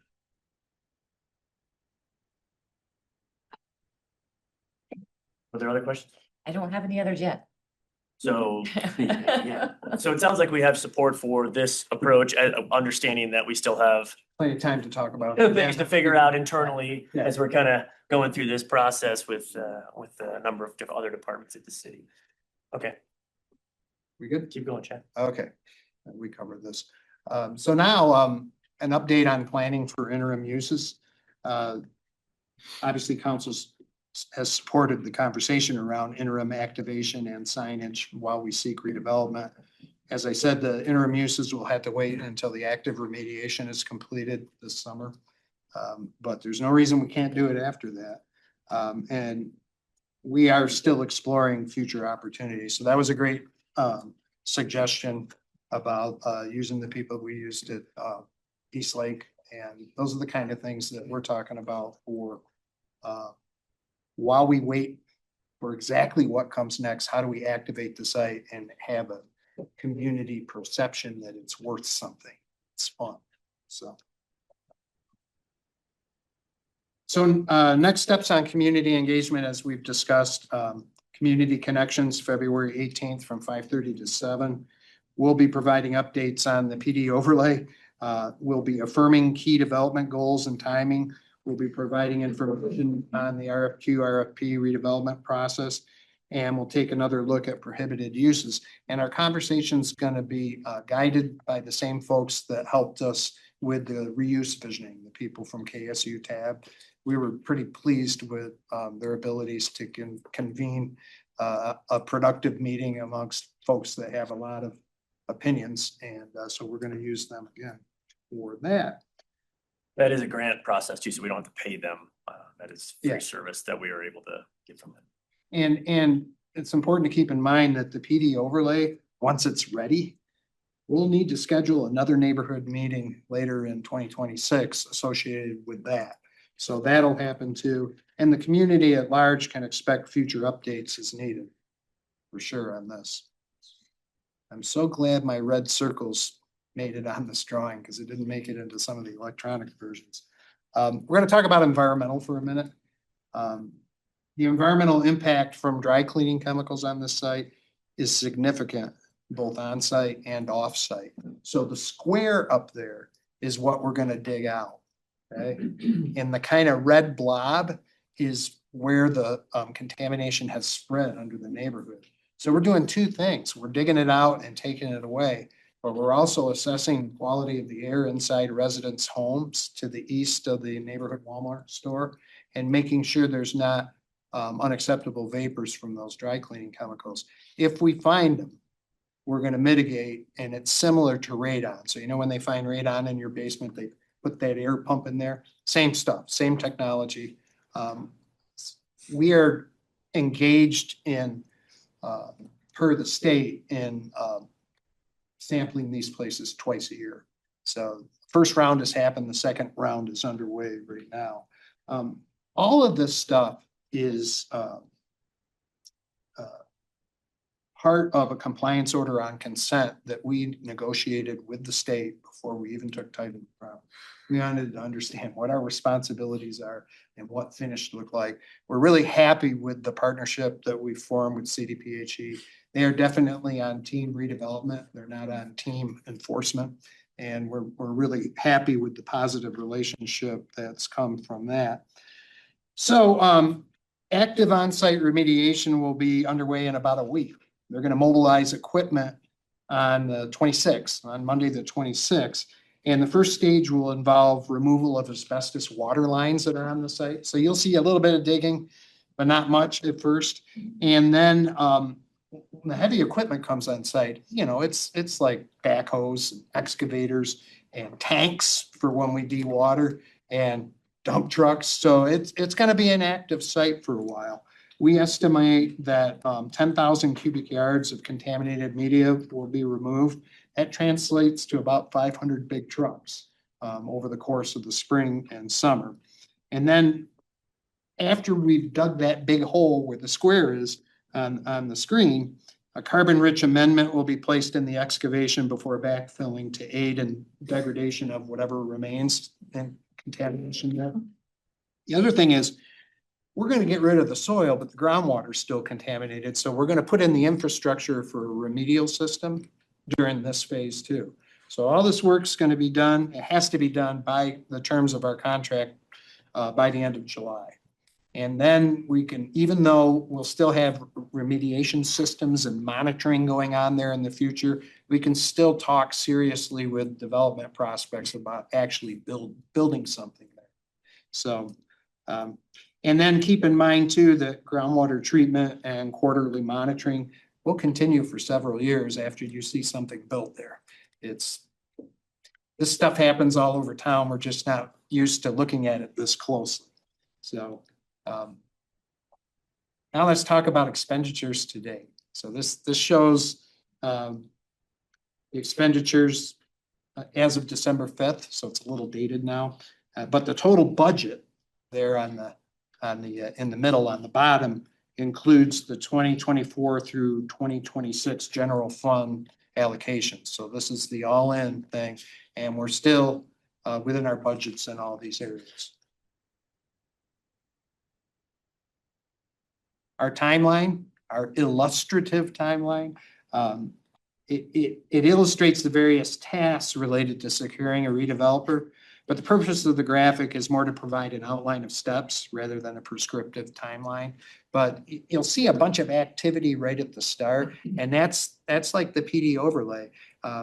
We can do the RFQ, pre-qualifying developers while we're doing the PD overlay, but the actual requests for proposals will probably, more than probably, need to wait until the zoning is done. But like we like to say, we'd rather do it right than fast, if that's a choice. You know, we want to be very intentional about the decisions we make here. And we think we've got a good plan. That's it. I'm sorry for the time that it took to have this conversation, but I think it was really productive. And we can entertain any other questions that you all might have. Do you press your button? Yeah, I just wanted to know, if we can get a calendar invite for the meeting on the 18th. Let me see that in the calendar. Just want to make sure. Yeah, we worked on that a little bit today, and we decided we'd wait till after tonight to do it. Yeah, Okay. you'll see that Okay. tomorrow or the next day. Right, thank you. Okay. Devin? Back on your budget slide, you showed that we had a total budget of a little over 13 million. We spent 8.2 essentially now. Do we see anything that could progress that past that 13.8 million? Yeah, early in the process, before we even took title, we had a consultant that had to come up with a legally defensible budget for eminent domain purposes. And that's what our budget director has used to project the needed budget over time. So this is what's been allocated today, but it's not the total that's plugged into the budget. You know, honestly, we used worst case scenario too, so we don't expect to blow any of our budget categories. We think we're good right now. We're tracking to be Yeah. on or under budget. Okay, I mean, there's certain things that are pretty close regardless. You look at something like legal, you're within $15,000. No offense, lawyers are expensive, so we both know that that's gonna go over $15,000 over the next 3 years, so. Well, that was actually the eminent domain firm that we used. It's the valuation hearing and expert witness fees, and then also the court ordered us to pay the legal fees of the other property, the property owner. Okay. Yeah, so Yeah. that part of it is done. We don't anticipate additional fees there. If we do come across anything where we see the contamination that's been going into the houses where we're going house to house, is that gonna be included into this budget, or is that something we're gonna be hit with outside of that? Yeah, we have 70 residences in the area of concern. We've budgeted to do mitigation systems in all 70 houses if we have to. Okay. So. Thank you. Any other questions? Thank you very much. I know. Thank you for your time. Yeah, thank you. Appreciate it. All right, we're gonna take a quick break before the next one. We are good to go. We have code red. Yeah, so I'm just gonna turn this quickly over to the team because they're already here. Good evening, Mayor Pro Tem, members of council. I'll quickly introduce our team here. We're going to be talking about our emergency notification system and briefly talking about Code Red, but really focusing on what our next steps are. With me, I've got Jody Malpass, our Police Services Administrator. She oversees our dispatch center. Got our Emergency Manager, Ryan Doyle, and Police Chief Baird. Also in the audience, we have Ashley Morgan, our comm center manager. And with that, I will turn it over to Ryan. Perfect. Well, good evening, Mayor Pro Tem, Council. Thank you so much for the opportunity to be here tonight. So tonight, I will basically be providing an update on the emergency notification system. Just to kind of provide a little bit of context for council. We utilize a number of different tools for emergency notification. The primary purpose of those alerting tools is to provide rapid delivery of timely, accurate, accessible, and accurate information to our residents so that ideally we can save lives and reduce injury during an emergency or a disaster. And so one of the tools that we utilize is our opt-in system, which you know as Code Red.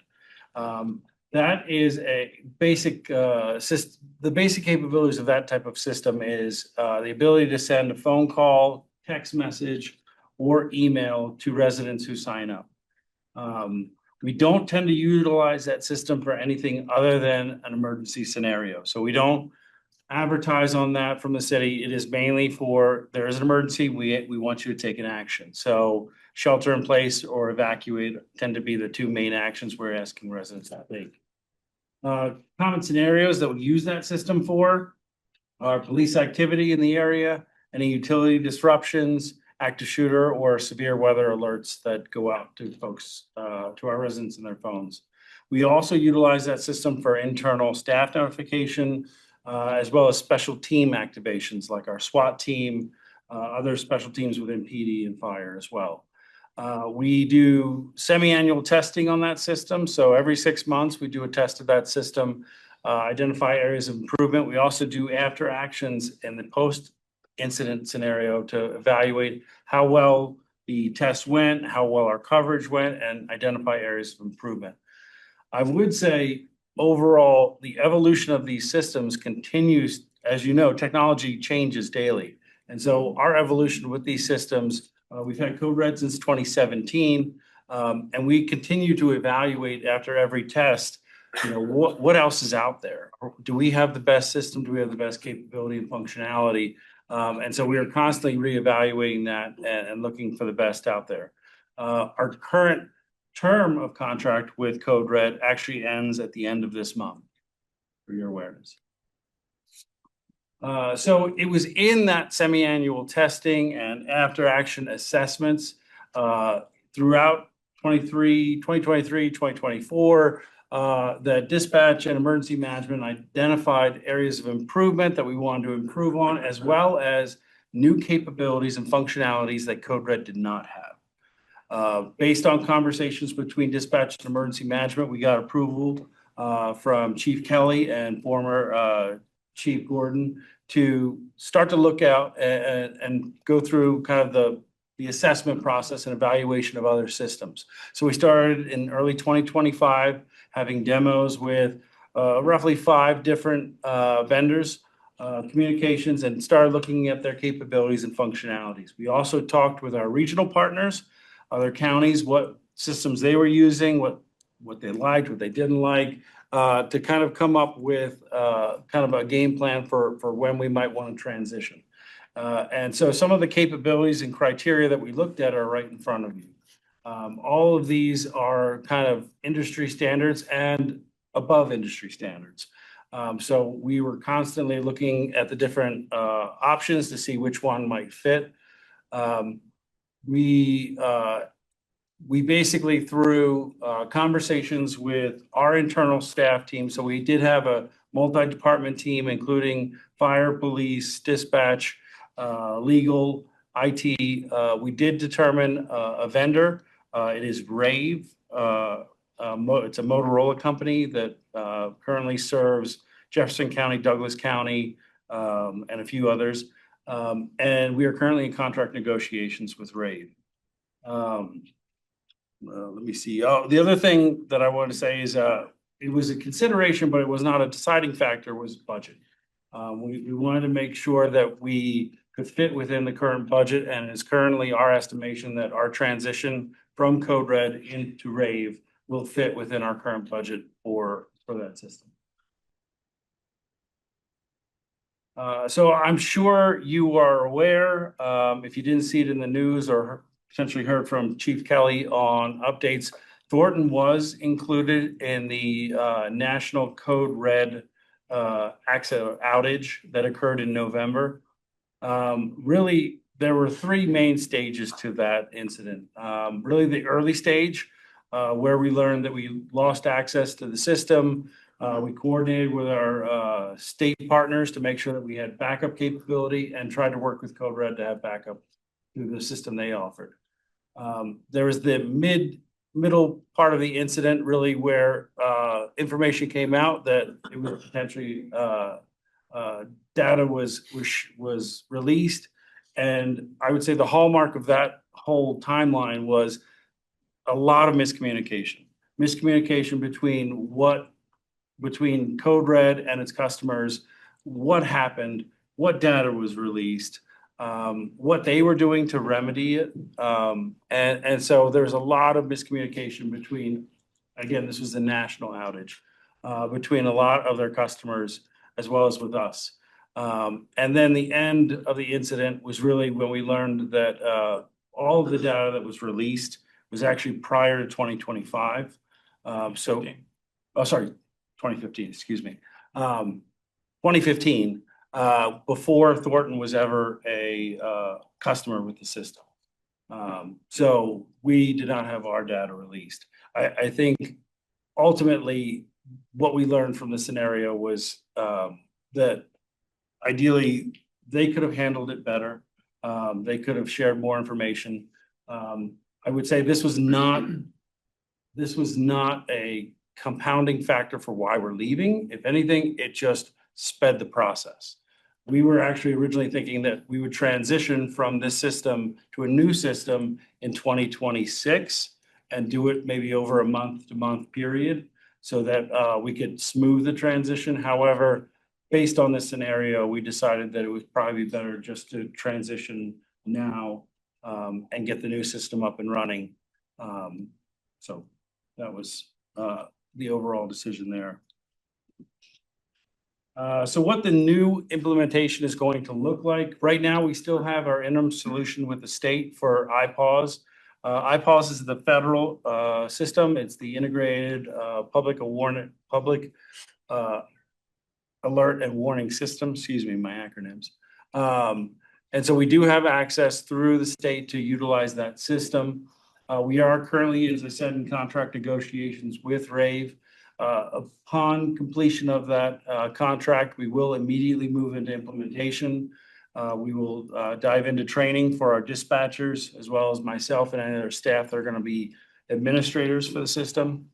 We will transfer any data at that point and develop any management procedures to manage the system.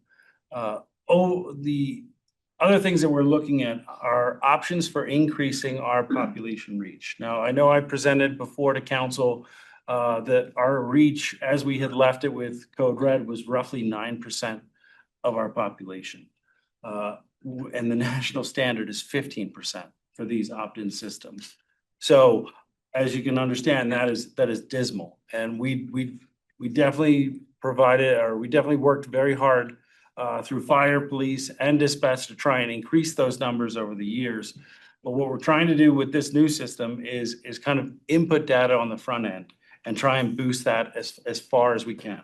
And what we're looking at doing is purchasing data from a number of cell phone carriers, so AT&T, Verizon, T-Mobile, right? Looking at utility billing data and how we can upload that data to get residents automatically signed in and then allow them to opt out if they wish. And then looking for HR to get employees entered through our HR system as well. Where we're really looking for your direction, feedback, and support is really on the strategic outreach and focus. So as we transition to this new system, we will first replace all the current outreach materials, resources, methods, and activities that we've been doing with Code Red. So it's everything from flyers, posters, our outreach during special events. We, for the last 6 months, have had a table at rec centers. If you were out and about and you saw those, we'll continue those, but we'll be pushing out, obviously, Rave. We also did a number of news reports, newspaper. We put it on the Jumbotron during special events. We put in the activities guide. And so we will continue those aspects. We will also look to do mass impact initiatives, so reaching out to our HOAs. We have over 400 on our list that we were reaching out to get Code Red, get them signed up for Code Red. We will now switch and transition to getting them signed up for RAVE.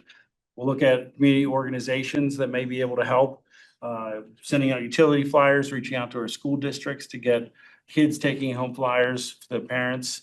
Then we will also be doing targeted outreach initiatives for our vulnerable populations. So that is our senior living facilities, our assisted living facilities, hospitals, clinics, daycares, mobile home parks. And so I would open up to you. Where else would you like to see outreach to your residents, and how can we better serve them by getting this information out? Maybe events that you have coming up or anything like that we can. I'll take anything you got. Sure. Ryan, thanks for this info. It's good to meet you in person. Is there a way to notify or work with the chamber and econ development to really reach all the businesses in our community? Because I know a lot of them, a lot of the employees, owners, managers might not live in the city. Yeah. And I've heard that from them, that they were kept out of the loop or just weren't aware of the system, and they want to know that as well. Those emergency notifications. Yeah, that's a great idea. We did have a good amount of interaction with our businesses during COVID, right? And everything that we were doing to try and stem the spread of COVID. I think since then, we have not gone back to the chamber and reached out to a lot of our local businesses, but that is a wonderful idea. We'll definitely do that. Devin? Will there need to be a community action required for the people who signed up for Code Red to move over to the RAVE system, or are you just gonna be able to export and import that information into the new system? Good question. So through the information I've learned so far, it can be problematic to transfer data from Code Red to the new system.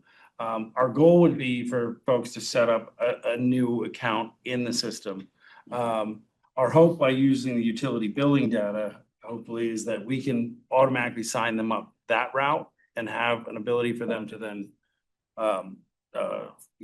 if they don't want to be in the system, then they can call us. We've done that a number of times, opt-out options. We've done that before. And so that would probably be the best route for trying to get folks automatically enrolled. And you said the contract for Code Red ends at the end of the month. Are there any kind of publications or press that we need to let the residents know about for the gap time in between now and when RAVE is actually fully implemented? No, we don't anticipate any updates during that time frame. With the IPAWS system in place in the state, we feel like we have an interim solution that will get us through that, what we are hoping is a very brief period. I don't want to commit to a couple of weeks, but it sounds like we may be able to be up and running within that following month, and that'll be what we're targeting for. We do feel strongly about all alternative messaging systems to be in place during that time. To be clear, we have already done some outreach about the alternative notification, given the concerns about COVID. So there already has been some communication about our alternative messaging. Well, I guess the last question is regarding the Code Red breach.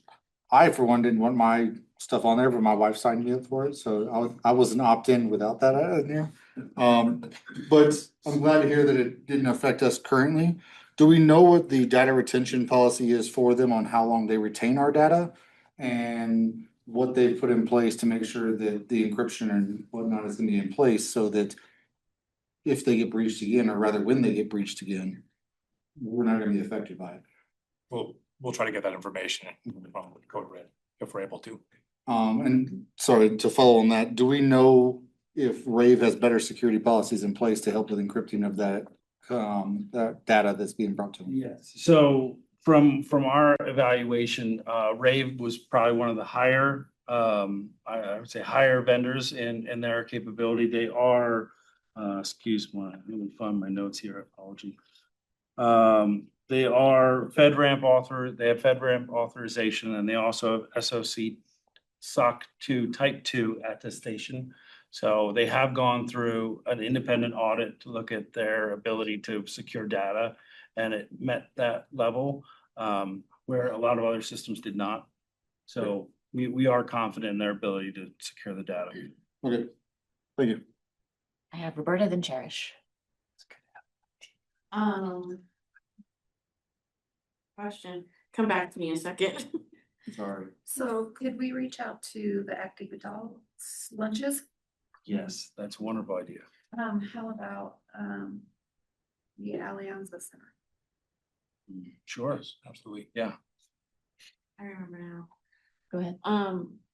Usually the police department does a good job of having like flyers and stuff for this. We have that, right? Or we will have that for this. And if we can just like get copies of those, like if we have meetings with residents, Sure. that we can start passing them out. And then also like, did you mention social media presence about this? Yes, Okay. we're gonna do a large blast on basically the city's social media, fire and police's social media as well. We tend, historically, we would do regular updates about every month, roughly, we've sent about, depending on the nature of the season, we'd be pushing out something for tornadoes or fire, and we'd be, please sign up for Code Red. So we will be doing that same exact notification for rave. Okay, and that'll be like on Nextdoor and everything? Yes, next word X, all, Todd and the communications office are really good at funneling information. And so we'll be working with them to develop everything from the flyers to how we're posting, when we're posting. And then what we tend to do, at least on fire police, is share that. Yeah, I feel like it might be just with everything going on with like block camera security, and then this, I feel like folks might be reluctant to put their information into databases more. It's kind of like this one had this issue, put it in another one, and people don't always feel great about that, but. No, that's fair. And honestly, that was a consideration as we were looking at new systems, because we felt like our trust was impacted as well by Code Red.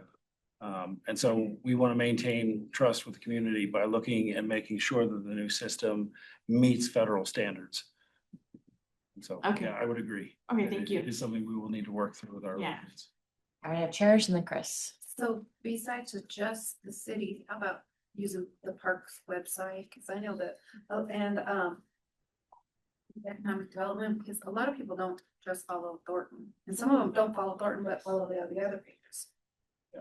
So use all of our city resource pages that we have. Yeah, we have done a good job at trying to get a lot of the main scenario or main methods and avenues for that. But you're right, I guarantee there are areas in recreation that we haven't hit. But they have been helpful in getting it out, at least in the Jumbotron, the activity guide. And so there's other, I'm sure we can find those other avenues. Two suggestions on getting the word out. One would be the veteran community and their organizations. A lot of times when I attend those events or participate, I'm usually one of the youngest ones in the room, but a lot of the older veterans are just very active. And that also, I think, would help combat some of maybe the technology gap that they feel comfortable with, and then they could become just a force behind to help spread, get the signups and facilitate, because they love volunteer work.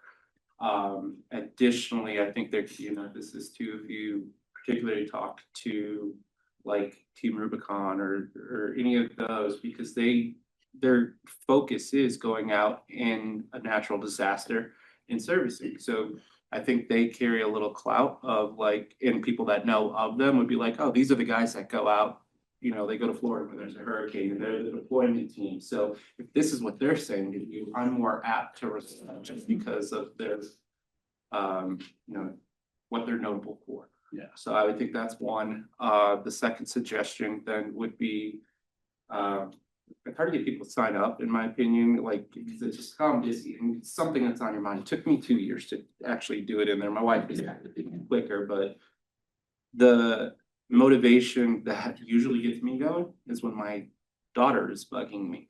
So I know you're reaching out to the schools, and I'm gonna create a little extra work for you guys, but perhaps if we were to get the schools to compete for an assembly with police and fire in a basketball game. And if you put start with the elementary schools, this elementary school against this elementary school, make it a bracket, make it something where the kids are just bugging their parents. Like, I want to cut out of class. I want the assembly. I want the pizza party, whatever it is. They're going to go home just like any other fundraiser, and they're going to bug the crap out of their parents of, you guys need to sign up because our school needs to get the most signups so that we can be that school. And then maybe you can carry it on into middle schools or the high schools, but leverage the people that really drive the decisions in households and with people with kids. I think that's a real big driving force. Again, fundraisers, no parent loves doing them and asking all their friends and stuff for money, but they do it because the child needs that supportive and ask of them. So that's just something that probably would definitely need to be organized, but I think you could do it really fun with brackets. We have March Madness coming up here soon, so we could have this school against this school and turn it into something. You guys play a lot of basketball games and police, because I think you guys want to get out there too, but maybe that's a way of getting the schools to get a higher level of performance and turnout, and let the kids do some of that legwork for you. That's great. That's a great idea. Yeah. Kids are one of our biggest assets in convincing parents. Yeah, we tend to listen, and so they say, sign up, like, all right, fine, just give me the paper, I'll the QR code, like, let's move on.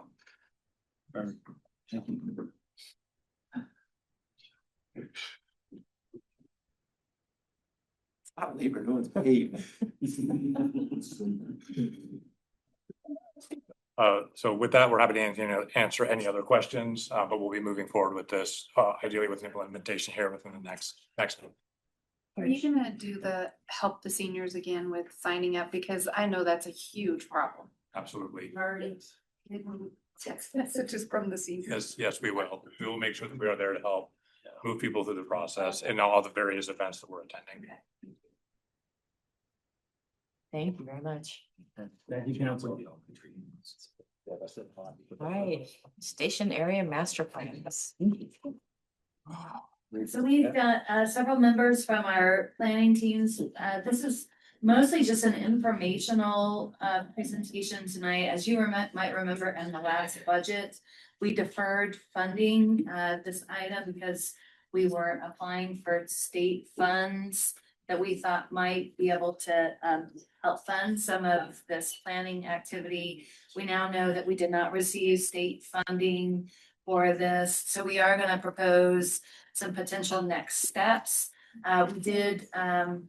We do have funding that we can reallocate for this purpose. We have that flexibility in the creation of the budget because we knew there was a possibility we would not receive funding for this. So as staff is just going to walk you through what a potential scope is, we are going to suggest some changes in the way that we approach this planning from the city's more proactive steps in our planning. So with that, I'll turn it over to the planning team. Okay, good evening, council. I'm Karen Wodomski, Long Range Planning Manager, and I'm here tonight with Kyle Kearns, who's our Senior Long Range Planner, and Mike Garrett, who's our Planning Director. And as Tansy said, we're just going to discuss some planning opportunities for the future RTD and line station. And this would be for some stations that are north of our current end of line station in Eastlake. So the specific purpose of this presentation is to provide council with an overview of two new proposed station area master plans, and these would be intended to guide the long-range planning efforts of stations near 144th Avenue and York Street, as well as Colorado Boulevard and Highway 7. And staff is specifically requesting direction from City Council to proceed with working on this project. Staff does recommend hiring a consultant to help us put the stamps together. In 2025, the city staff did apply for the Colorado grant that was for a number of projects, including this. So this was a component of it. We were successful. We were notified that we got that grant. However, funding for this particular project was not part of the award that we got. That said, the budget capacity is identified in the 2026 budget for this project.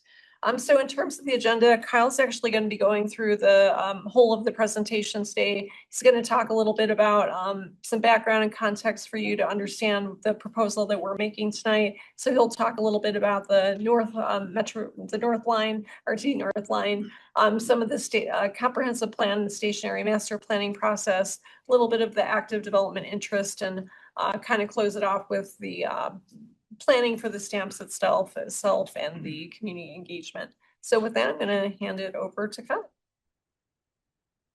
Thank you. Good evening, Council. Kyle Kern, Long Range Planning Division. Just want to touch real quick on some of the reasons as to why now is kind of the time for the consideration of the two stamps. First is that the recently approved strategic plan that you're all familiar with does have a specific action related to reviewing the city's comprehensive plan for modernizing the vision. And that also includes looking at the stationary master plans for opportunities for increased density, as well as considering a strong community engagement plan. And that action itself kind of encompasses not only these future stations, but also the existing stations. And we just want to note that while in this case it's broad, we are focused only on the future stations, and that staff is waiting to hear back on another grant application from the Denver Regional Council of Governments, DRCOG, on whether or not we've received funding to proceed with the updates to the existing stationary master plan. So just to note that they're two different projects. But in case you were curious about those as well, we do have a grant application out in the world for those. But we are talking just about the future stations tonight, which you see here, the approximate locations of what we're calling the station area, or the 1 mile buffer from the proposed station location. This is just for kind of our purposes tonight, to kind of think about where we're talking about. These are not defined in stone by any means, but they are for the purposes of tonight, just to kind of have the discussion. Again, 144th and York is the first north of East Lake Station. And then the last eventual end of line station for the end line would be at a Highway 7 and Colorado Boulevard. There you see. Just a couple points to consider in context as to why now is kind of becoming the reason as to why we want to do this project. The first two we've already kind of touched on. We'll have a few more slides in the comp plan, so we won't discuss that too much here. But 2 points that we kind of wanted to discuss here is the legislative work at the state level, as well as the active development interest that we've been receiving in the City Development Department. Notably, you see 2 Senate bills there. 24-30 required that RTD finish the fast track system by 2035. And so that is kind of one of the reasons why we feel now is an important time to consider the planning work. There's some refinement work in 2025 to that legislation that required the finishing fast tracks report, which considers some funding opportunities and the planning work still necessary to complete the fast track system, of which the end line is a part of. And kind of considering that, we've had some development interests within the past 6 to 9 months, where we've had, we don't only have active development up there, largely residential, a little further away from the stations, but we've had pre-applications submitted to city development for both station areas at the areas abutting the station itself. So active development right at the door, or right at the station, I should say. And we have had the developers kind of touch base with us. We've been talking to them about the kind of the high level timelines. We haven't had any development applications for those proposals yet, but we do anticipate them to proceed forward, which is why we feel we can run this parallel effort to kind of align our efforts with development interests that we've been having. And we just want to touch at a high level on the North Glen settlement agreement. I know that a few other presentations of yours have had information on this, so I don't want to kind of belabor it too much. But you see here on the screen is the 1 mile buffer for the Highway 7 Colorado Boulevard station. And about half of that area would be impacted by this IGA. And we just want to bring that to your attention because renegotiation of these terms would be beneficial if, say, we wanted to see transit-oriented development in this area. And just to kind of hit the point home a little more of the growth that's occurred north of 120th, especially a lot of the city's residential development has occurred in the northern portion of Thornton since 2004, when the fast track system was approved. This area is shown to have a deficit in transit, so it helps support the city's goal of seeing expanded transit access throughout the city. Also, some of our larger employers are in the north, not all of them in Thornton. Obviously, we have some of the big employers in Westminster as well, which would benefit from expanded transit access. But we also have the Amazon Distribution Center, DPO, Lark Ridge, and the Park Terrace development, all of which would benefit from expanded inline access in the north. So we have a couple of these throughout where we kind of pause and give you a chance to ask for questions. If you want to save them for the end, that's quite all right. This is one of those opportunities. Do you have any questions about kind of what we've presented so far? Yeah. Thanks, Kyle. What type of pre-apps are you seeing nearby? Can you say that? Yeah, at a high level, they're mostly investigating kind of what our processes would be, what kind of development our plans see in that area.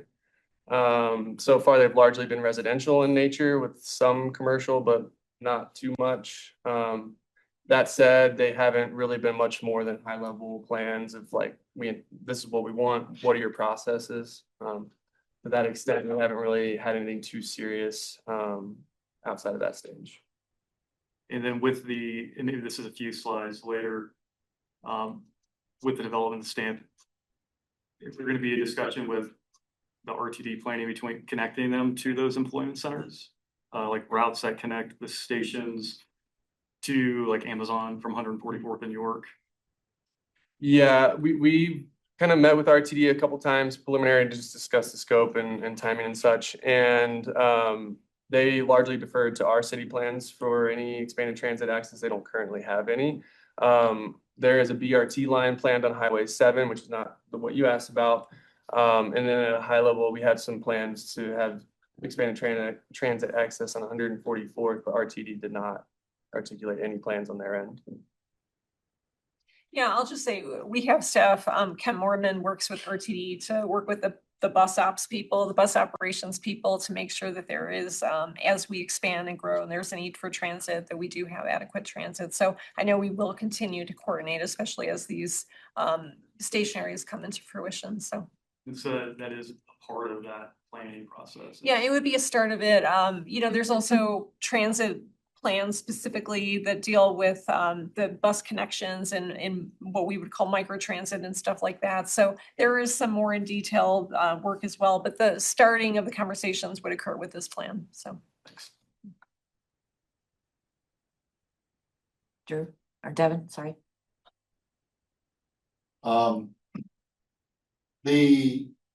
It showed the SB that was on there was showing that the inline had to be completed by 2035.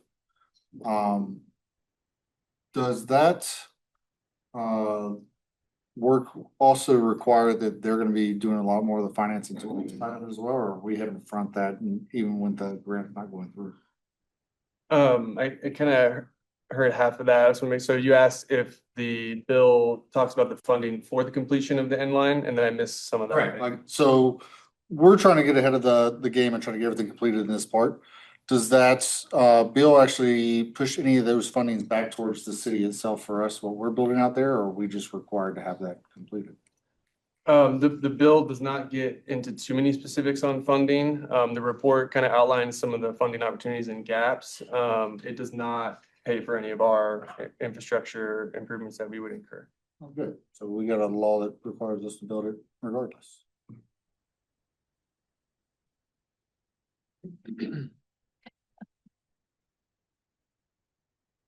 Just a quick follow up there, sorry, is part of the station area master plan would help to identify what those infrastructure gaps are and roles and responsibilities. They wouldn't direct all of those roles to the city necessarily. And so part of the advantage of identifying those needs and investments is so that the development community could take responsibility for things that would be appropriate for the development community, so that the city could do advanced capital planning where the public investment would be necessary. So I don't know if that is part of the reason to do this advanced planning, to try to bring more partners to the table to share in those future investments. Is that helpful? Slightly. It still puts us at the point that there's a law put in place that we're required to build out an RTD regardless. Not us. The bill for the inline is related to RTD. So the only rules here is to think about city infrastructure to support that system. Gotcha.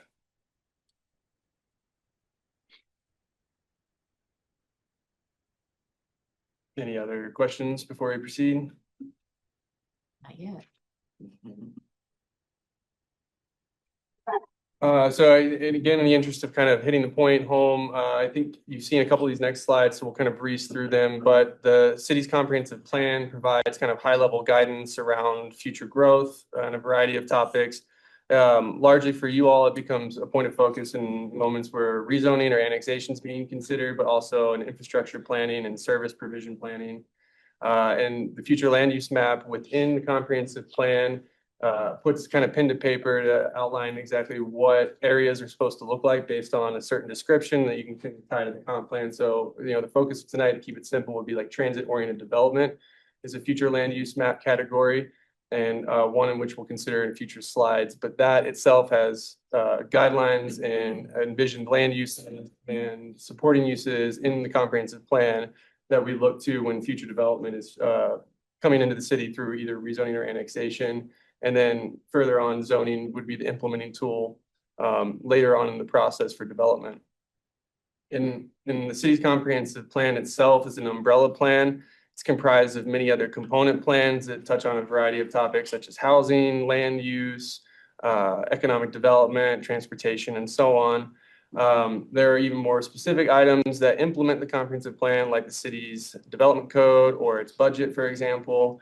The focus for us tonight, though, again, is area plans, which are a lot more geographically focused. So they typically have a defined area in which they focus their policy recommendations. We already have quite a few adopted into the comprehensive plan, most notably being our existing station area master plans. We also have other plans like the Thornton Urban Center Plan or our original Thornton Pattern Book, all of which have a very geographically focused area in which their policies recommend. And the reason this is important is because the city's future land use map, again, is really only future looking. It's not enforceable. It guides development, and again, is only important at times where you're required to meet the comprehensive plan's guidelines through, say, a rezoning or annexation. Development code is kind of the enforcing tool that the city has to see these visions forward. An example being if the TOD FLUM designation is mapped, but there is no zoning that would align with that, there is no way to kind of ensure that that vision is brought forward without the developer seeking a rezone to TOD in that case. And as another pause point, I know it seemed really quick, but we're going to go through some case studies. But just before we proceed, I want to make sure we didn't have any questions on any of the other items that we've presented so far. Doesn't look like it. All righty. And so thinking about how plans are made, we just kind of want to highlight the planning process here that you see. This has been used to create many of our other plans that we already have, including the comprehensive plan. It's kind of just a high level review. Not every step is going to be the same depending on what plan you're making, but one that we want to focus on is plan implementation. And a key piece of that often comes with what is the city's led actions through whether it be a rezoning, a particular investments. And the implementation step here is one that we're recommending consideration in the larger scoping of these projects. A common thread in all the examples that we're going to show you is that they each end in a city-led rezoning effort to implement the vision of the plan that the effort was related to. And that's because, again, zoning is that enforcement tool. It's the thing that you have to follow when you submit for your development applications at the site plan level. And in Thornton, again, if that TOD FLUM designation is there, but the zoning doesn't match, then development can proceed with whatever zoning that it has, unless a rezoning is required to come before you all for consideration. And so in this case, we're recommending that the city-led rezoning be considered in the scoping of the stamps. And the reasons why are because in the research that we've done, many of the successful examples of a plan implementation have this step baked into the process. And so we have a lot more information in your communication on these examples, but just at a high level, we'll go over each. So just to the south in Denver, the Colfax Bus Rapid Transit or BRT line that's being constructed is underway on the east side of Colfax. And in 2023, in order to remove some development barriers that the city was hearing about and that they had envisioned in their planning documents, they went ahead and rezoned hundreds of acres along Colfax to kind of make sure that the zoning aligned with the transit investment. In this case, there's a mixed match of years old zoning across. So the city was proactive around the stations in rezoning to the Main Street zone that allowed for more mixed use development along Colfax. Another example is in Oregon, a suburb of Portland, Hillsboro, Oregon. This example is a bit different in that it was total greenfield development in the kind of 80s and 90s. Hillsboro anticipated and lobbied for the expansion of a light rail system to their suburb to help further their goals of having more neighborhoods that are transit-oriented development. And at that time, they had received some development interest, and leveraging that interest, they aligned not only their efforts with the developer, but then they went through a rezoning process to ensure that as the developer submitted for their master plan development and the eventual Ornco station, that the zoning would not be a barrier to what the developer was trying to do, which was also furthering the city's goal of having more transit and neighborhood scaled areas in their city. Just across the highway in Westminster, we have their downtown specific area plan. And this is a very different example in that the city owned all the property. It was a mall that had become an urban renewal site. I think the only store left from that mall now is JCPenney. So you might still see that over there. The city not only adopted the downtown specific area plan as a regulatory document in 2015, but then they took it a step further through the recommendations in the plan and overlaid what's called an overall development plan on top of the zoning. And that is very prescriptive. It's almost like a plan development. It's a very prescriptive zoning tool that the city is now using to show the developers what they want to see, how the vision will get built, and what that looks like. So much so that the city's been building the parks and all the open space associated with that. And they've had about 20% of the actual commercial development be built to date. And it's a rather new development, so still more to come on that one. Eau Claire, Wisconsin is a very different example from the three, but again, ended with that city-led rezoning effort. The city had, similar to us, a very old development code that needed to be updated. And they, in doing that, had mixed match of zones that didn't meet the vision of what the city wanted to see into the future. For example, their downtown areas, they had some historic areas. Those zones were rewritten as a part of the code update. So the city did a legislative rezone to bring those zones into the future rather than just waiting for development to come to them. They took the step to make sure that the zones were in place so that way development can meet the vision of their code update. And so that kind of concludes the presentation. We'll just kind of touch on some of the next steps. As noted before, we were kind of waiting to see if we got a grant application. And so at this stage, we are not waiting for that anymore, and we'll proceed with your direction tonight with a community kickoff meeting scheduled sometime in mid-April. And then after we get direction from you all tonight, we would begin with the plan making process that would start with hiring a consultant, which would come with an RFP process. Throughout the scope of this project, we would have multiple touch points with both you and Planning Commission being the recommending body to you all. So we would go to them before you to get their feedback on things like land use scenario planning and other items that are considered in the scope. And each of these plans, so there would be two of them, just to remind everyone, they would require public hearings before they could be adopted into the comp plan, with, again, Planning Commission being the recommending body to City Council in that case. Happy to leave it on this slide or go back to whatever slide you all need, but that concludes the presentation. Staff does recommend that we proceed with scoping these with city initiated rezonings as an option in the stamp process, which would be alternative one. Any questions? Drew? I have a few. At 144th and York on the northeast corner, there was, I believe, a few years ago, proposal that was brought to the neighborhood about, I guess, a proposed development, and I think that died. I don't know exactly how it died or what the neighbors were essentially upset, the ones that were in, I think the neighborhood's the Haven that it backs to. How does a project like that was essentially denied, how is that affected by? It was withdrawn, it was not denied. Okay, withdrawn. I guess there was enough backlash from the They were neighborhood. gonna go back to the drawing board and then economy changed, Okay. so. So something like that with this, the stamp, kind of being introduced, potentially. Do you anticipate that they would kind of wait around to see what the stamp looks like, or does that stamp already kind of include what they were looking to do? Do you know what project I'm talking about? Yeah, but I believe so. So we would definitely be engaging with the community on the development of the stamps, vision, on the goals, on the actions. We would have multiple touch points with the community as well, where we would go to them with our proposals and gain feedback. We'd have multiple scenarios, land use scenarios for them to consider at that time. We know what you're referring to with regards to 144, so we do anticipate some public engagement there that might need a little special expertise outside of just kind of, a couple staff might need to do some facilitation or some focus groups, maybe might be more appropriate for that area. It just kind of depends. Once we get into the project, what we start getting from the consultant and what kind of information we need to provide to the community at that stage.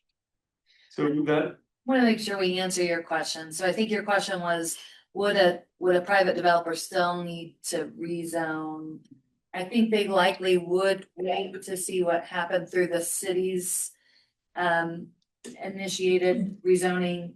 If you were to give direction with to agree with the staff recommendation to pursue number one, the city would proactively rezone the area.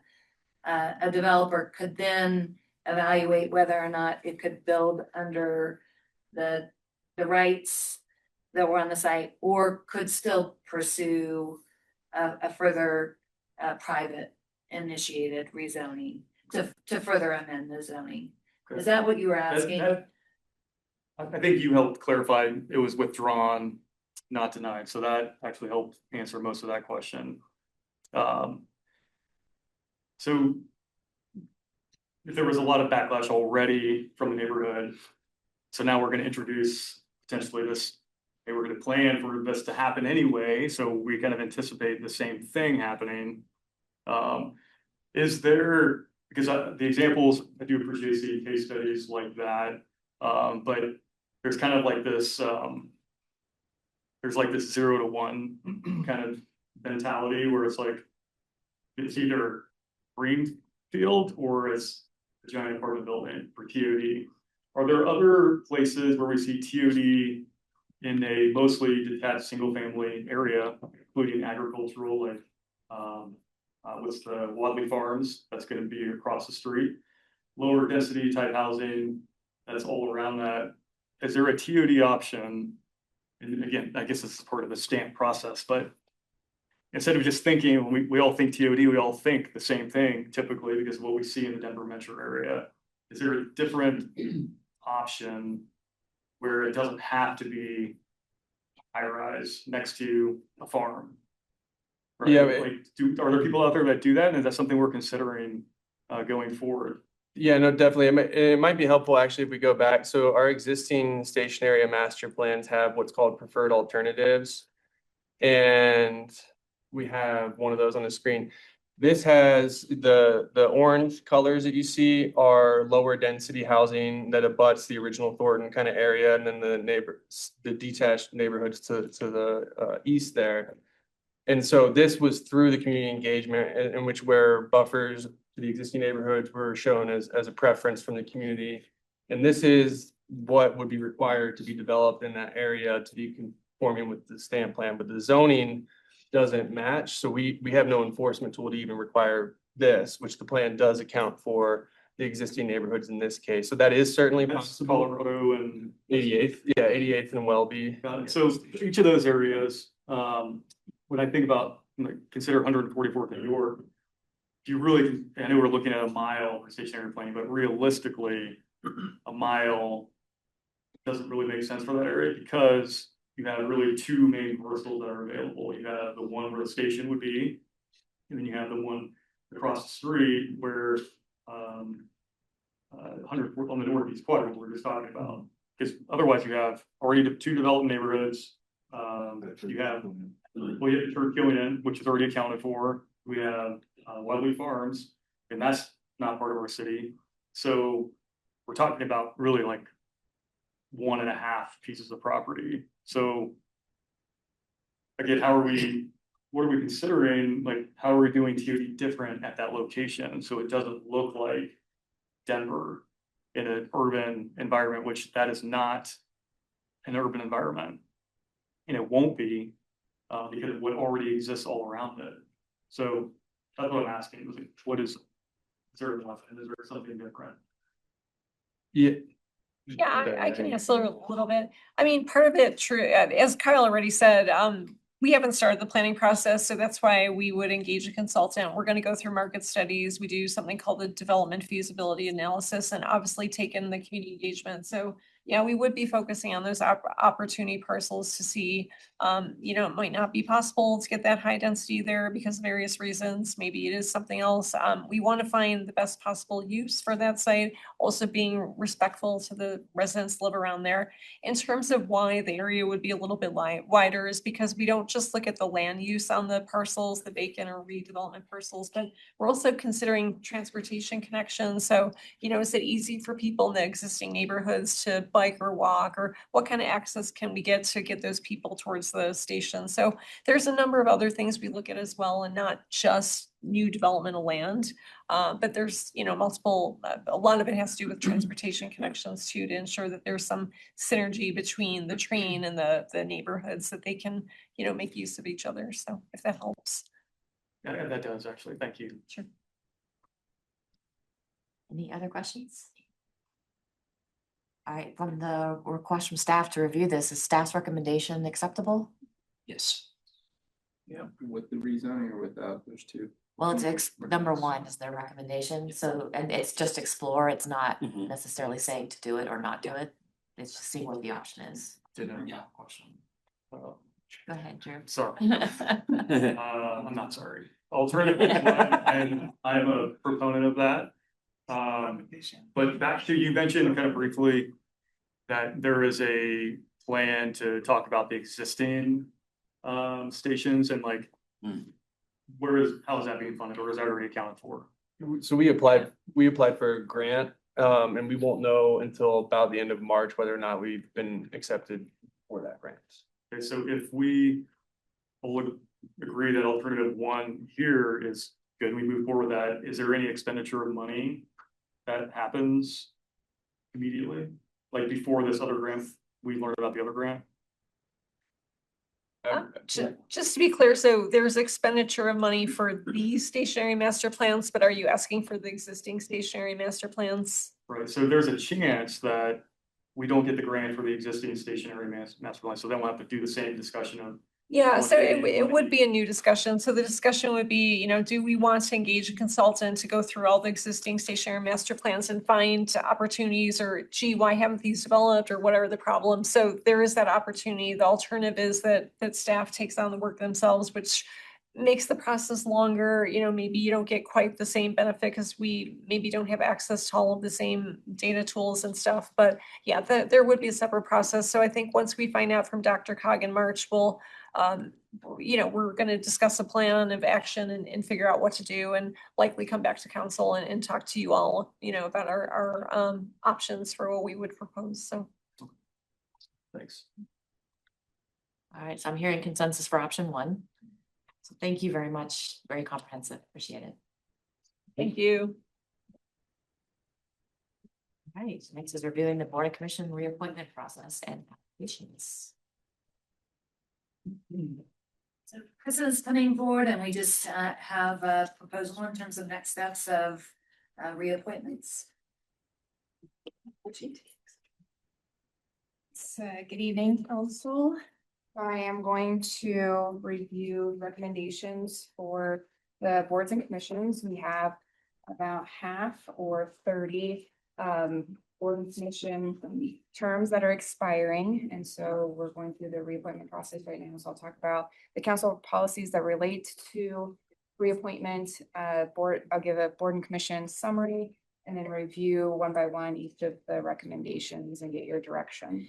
The council policy 1.2 states that there will be equal board representation on each of the boards. There is an exception for the Businesses of Thornton Advisory Commission, where there's a requirement that one member be from each ward.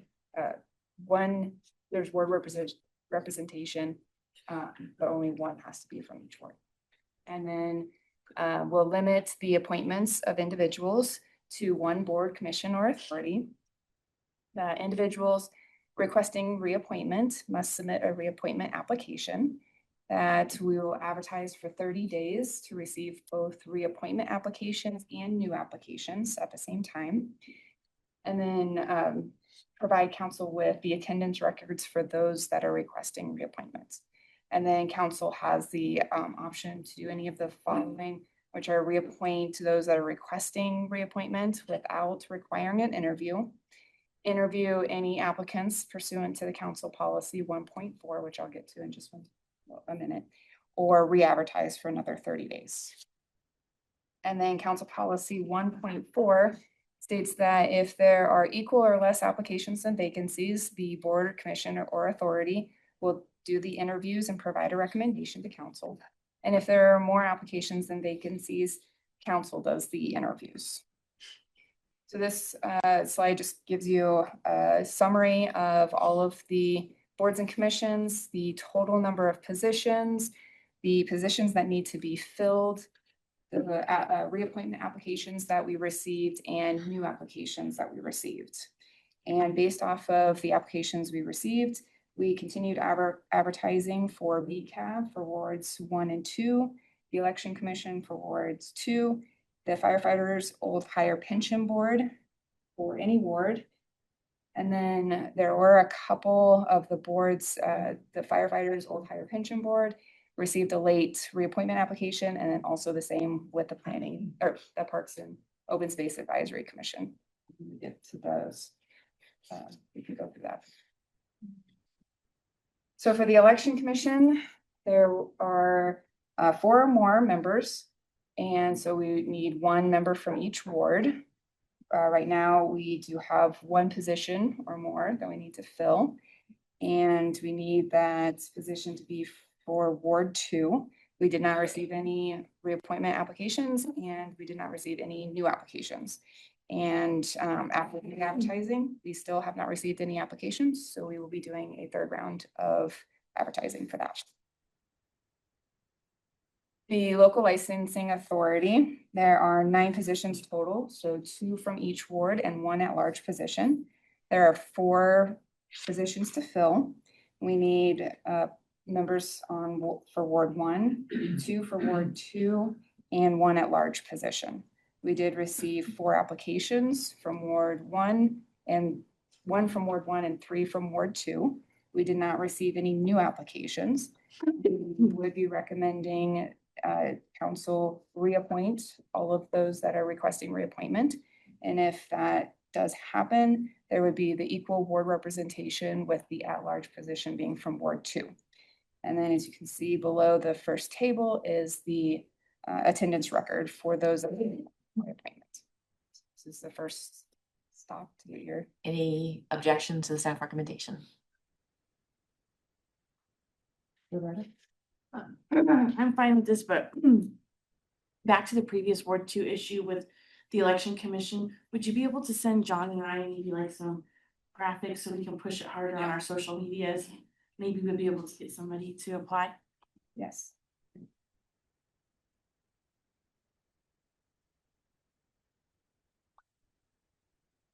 Right. Moving on to the Building Code Advisory Board. So there are 5 members on this board, one from each ward and one at-large position. There are 3 positions to fill. We need members from wards 1, 2, and an at-large member. And we received 1 reappointment application for Ward 3 and no new applications. And so we are recommending that the Ward 3 individual be reappointed. This would be the at-large position that would put 2 individuals from Ward 3 on the board and then continue advertising. After the first deadline and before the deadline of tonight, we have received 1 additional application from Ward 1, so that's good. And we will continue advertising for that Ward 2 position. Council's okay with that? Any objection with that recommendation?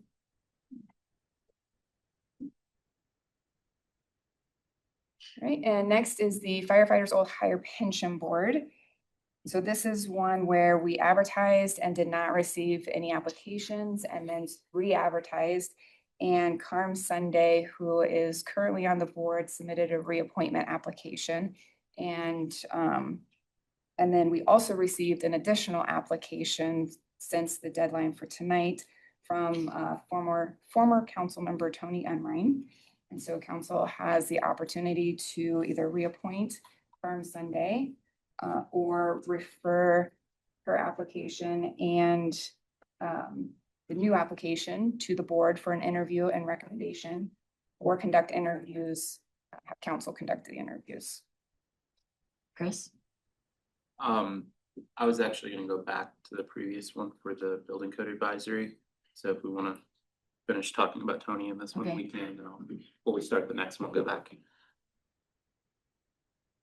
So there's 1 position open, 2 applications, essentially, both of those applications were late. The second one was not late because we had advertised for a second turn for new applications, but the reappointment. Your deadline appointment had- application was late. Okay. Roberta? I would just assume let the board interview both candidates and let them decide which one they want.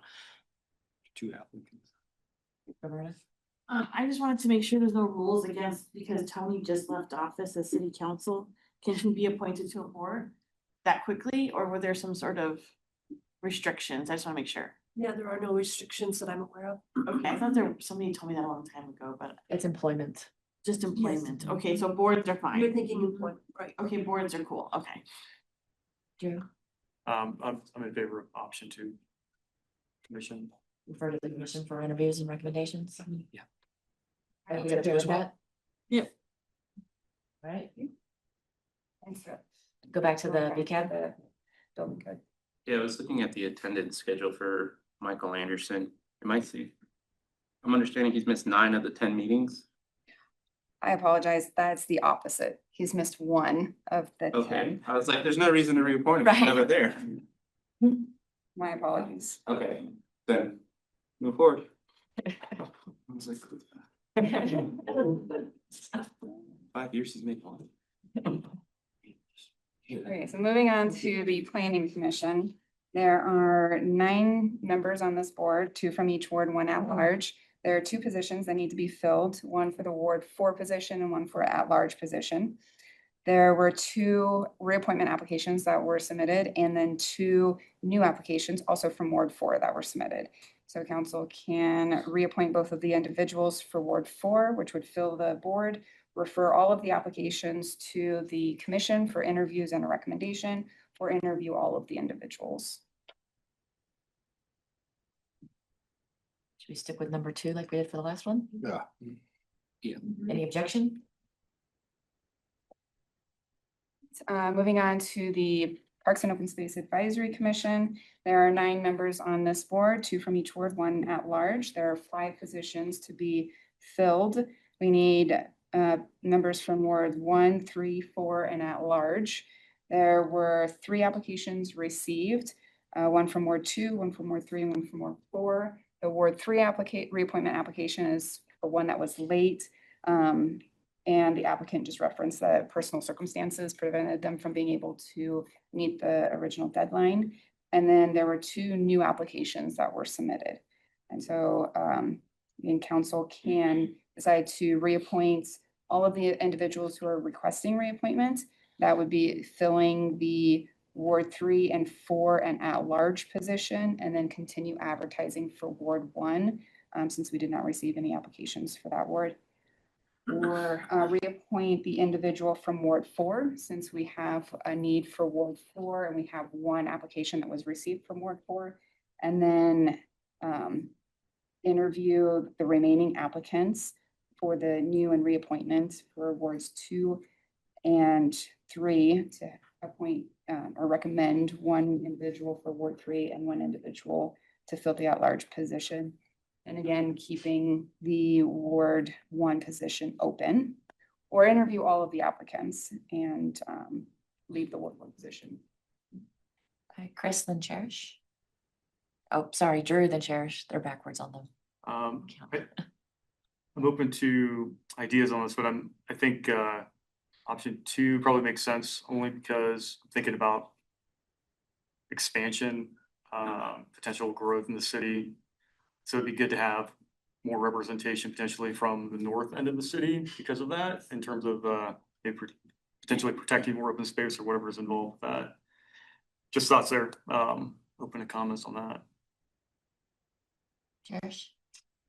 I know for a fact that someone has twice, the same person, applied for the Ward 1 position, but it automatically gives them this generic statement, and it says that your application. So, and twice he's applied. Okay, if you can send me that information, then I'll reach out to them and find out what's going on with that. So then you're recommending option 2? Is there any objection to Drew's recommendation? All right, option 2. To clarify, does council want to conduct those interviews or have the board conduct the interviews? Last 2, we had the board conduct the interviews. You want to keep to that? Mm-hmm.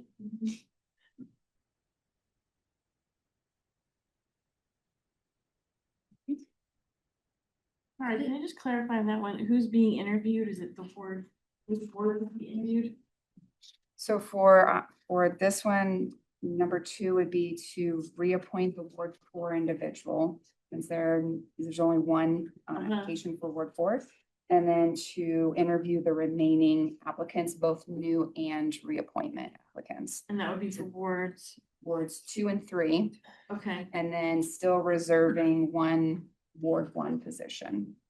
I guess just to clarify on Ward 1, it sounds like we might have had a technical difficulty. Do you want that position to come back to you, or if we're able to confirm that individual's application, do you want us to immediately forward that? I think the board could interview them with the other candidates. Okay. I just had a community member in Ward 3 that contacted me because it's kind of the same issue, like they weren't sure, just the response was so kind of, I don't know, not really final of what was going on exactly. So I will message them and let them know that they might be getting a call for an interview then. Okay. Yes. Thank you. Yeah, there is a generic response that is provided automatically when they submit an application that it basically just says your application has been received and we'll be in contact with further information. Okay, yeah, I think it's just been like such a long time because I think they applied like before Christmas or something, and so just kind of feel like they're out there, but it's fine, yeah. We'll follow up with you just to make sure that we've got the right person. Yeah, I got their application Okay, here, so it it's is the in same. here, everything's Okay, good. I just was like, and they didn't put their last name, so. Okay.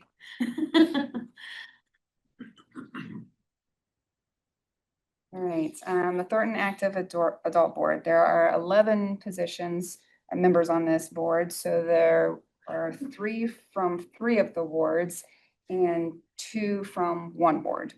And so there are 7 positions to be filled. 1 from each ward needs to be filled, and then 3 at-large positions, but those 3 at-large positions cannot all be from the same ward.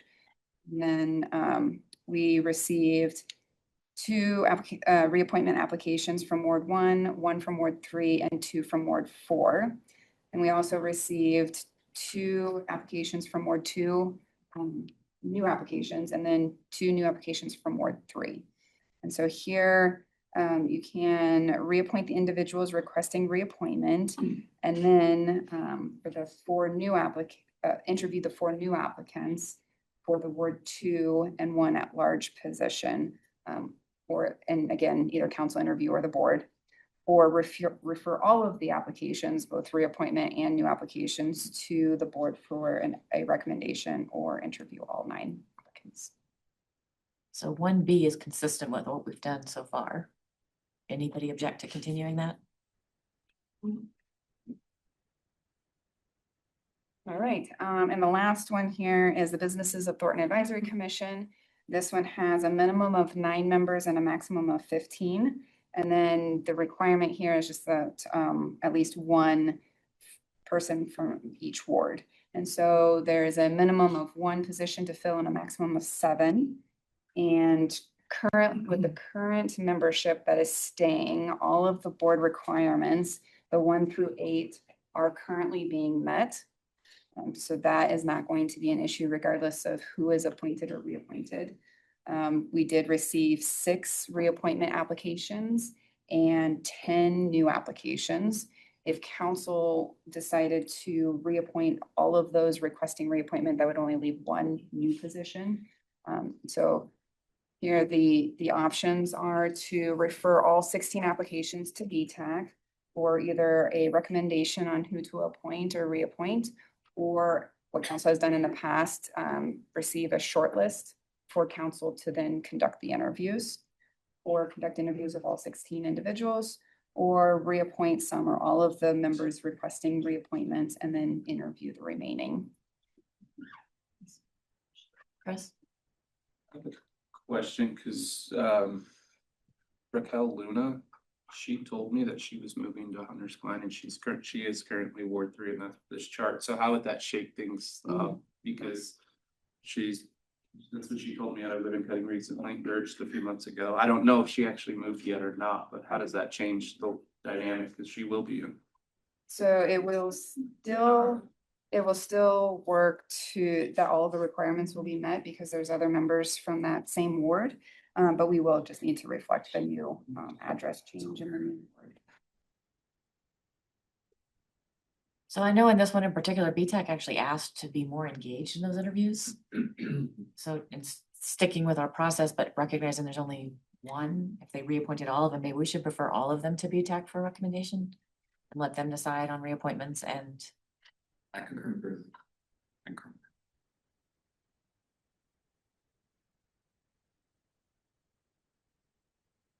Right, that was the last one. So we will refer those applications to the boards and commissions and be back with you recommendations from them.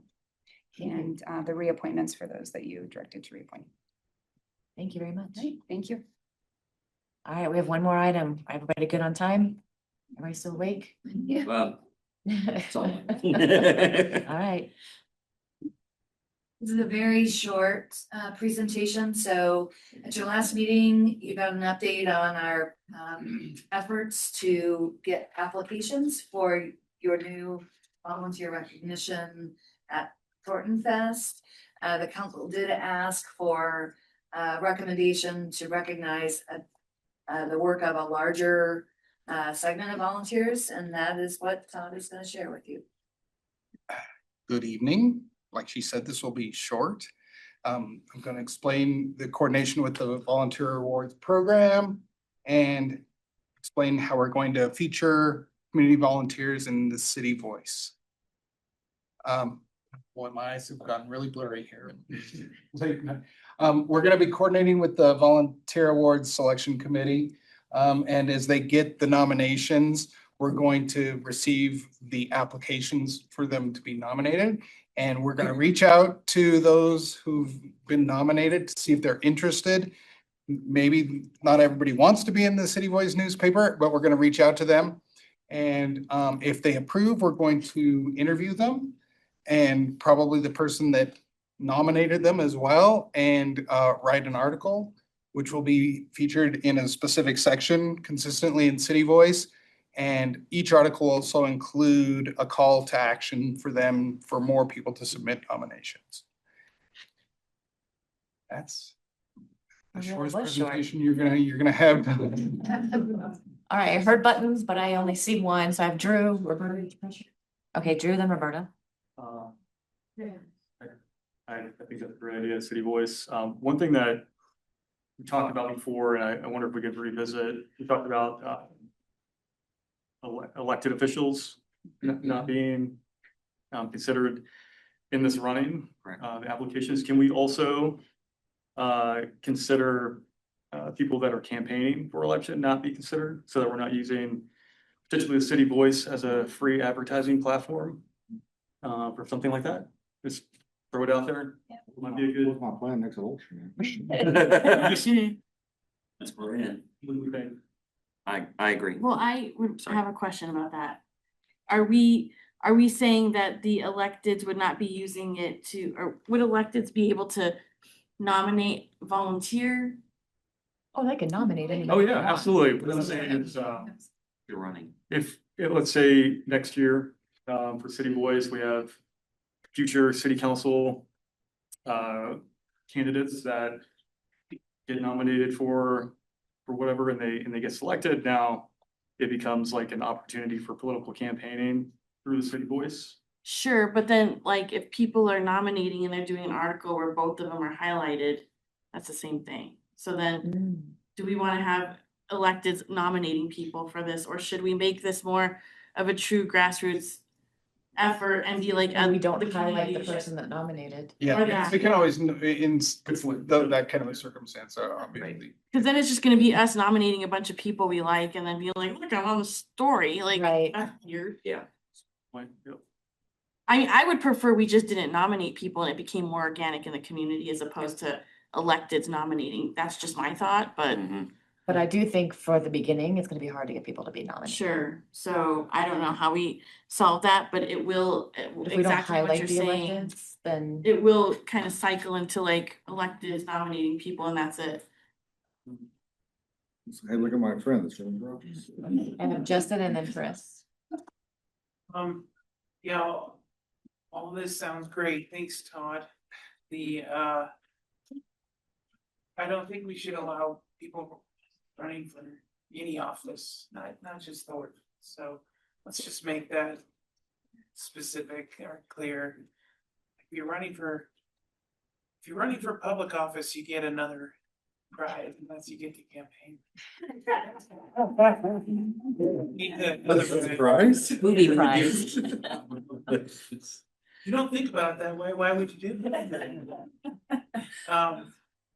So, yeah, I like the organic, just, let's let the community run with this, and, we can encourage people to, instead of nominating people ourselves, we can encourage people to nominate people, right? Yeah. And then it can grow, but I have no doubts it'll grow into something really cool without direct involvement from council members or any elected officials. That really wasn't the motivation behind it. It was to find really cool stories of people doing great things in our. And I don't think we need to be involved in any more than just approving the proposal. Chris? Just full transparency, I did start on this already, and I agree that we don't want to just nominate a bunch of our friends. So what I did was I shared the application with the supervisor or owner of that organization with saying, this is the person I'm thinking of. So I'm not filling out the application. Plus also it's decently detailed. So there's a column, but I also do believe at the same time though, as the council members, we do get to see who is very active within our community and probably deserving of that award. So I don't want to sit there and say like, we should have no say or anything, because a lot of times we are doing the neighborhood cleanups and we see a lot of the same people. And I've just met a lot of community members across the city, not just Ward 4, because of what we do. So I don't, I think I'm what- there with you, No, I think just don't what wanna you're saying say. is just what you did is like, Okay. hey, ABC nonprofit, this person's, making the connections in the community is like exactly where that kind of magic happens. It's not necessarily us doing it and trying to make it so we're empowering people, but they're empowering the community themselves. So. Right, I just wanted to be Yeah, crystal totally. clear that, cause I kind of. But I also think- Not directly. For the first year, it's gonna be hard to get people to get nominated. And I don't wanna limit that, and I'll be honest, I've submitted some nominations. But I'd be perfectly fine making sure the electeds don't get highlighted at all, just the people. Yeah, I forgot about that. Yeah, until, I Right, think in- exactly. and it's not an election year, so it's not, It's, yeah. it's not the same, Yeah. but we can prevent it. We all know how this goes, guys. Somebody does it, then it's this, it spirals out of control. Yeah. We don't want that. We should need to empower our friends and neighbors to be involved with this. Yeah. I think, do it from our platform on council. I think that would be, lead by example and just empower our neighbors to do it and we support it. Yeah. Pansy? Can I just suggest, because I do think in, particularly for the context of City Voice, if we have somebody that is planned to be highlighted and an elected official notified them, we can probably work with the elected official or the person that was nominated to see if there's somebody else that could speak about their work so that they get the same kind of recognition of somebody endorsing them and sharing their impact and the individual being nominated. So I appreciate the feedback to each other about over time, trying to reduce the number of elected officials maybe nominating individuals. Given that we've already started the nomination process for this year, I think there is a way that we can avoid that elected officials being highlighted in the City Voice. Does that seem like a near-term, intermediate kind of plan? I mean, I think it's important that, like, if this year, let's say, if one of the candidates that ran for office was the volunteer of the year, and in City Voice, like, it would have been this, well, depending on where you were, it would have been a really big deal in some capacity, and it would have been maybe a really unfair advantage. And it's bringing a political element into this non-political thing. And so I just want to make sure that we are avoiding that. If the person is running for office, I don't care if they're elected or have been elected, they do not need to be a recipient of the award in the year that they're running. So that's what I'm trying to say, in addition to the elected element, to keep it truly like non-political and community centric. Yeah. Especially in those close ones. Yeah.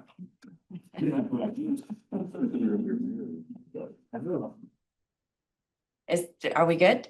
Thank you so much. Appreciate the work on this too. All right, any state legislative updates from council in the very short time? Chris? CML Policy Committee, we're going fun time, but it was actually rather short this go around, but the one that is coming up that's common is distilleries basically being allowed to sell a multitude of drinks. So Stranahan's, they sell whiskey, but what they want to do is open it up to where now we can sell margaritas and beers and they don't have to have a liquor license. So that one we'll probably hear more about. CML has a position of oppose and it was largely in the opposition favor. However, it has made it out of Senate and the governor likes it. Interesting. So if you were to set up a distillery in Thornton, then you could potentially basically operate like a bar without a liquor license. And so that's taking away our home rule as always and our ability to issue liquor licenses.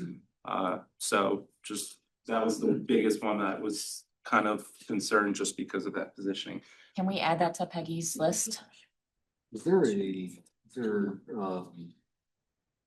the rule of the pass from our side for liquor license for bars, it's obvious, for a distillery, if you want to open a distillery, does that have to go through us as well? It's a tasting room. Yeah. So Mystic Mountain was a distillery. They were a tasting room. more, so but they had very clear guidelines of what they could and could not sell. So they're changing that. They're trying to slip tastings of, well, you're here for whiskey, but we'll sell you some wine and margaritas too. Tasting? And it's the full bar at that point. Yeah. So that's the biggest one from that meeting that I thought would be of interest. Other legislative ones? Mm. All right, board or committee reports. I think Dr. Cog had a work session.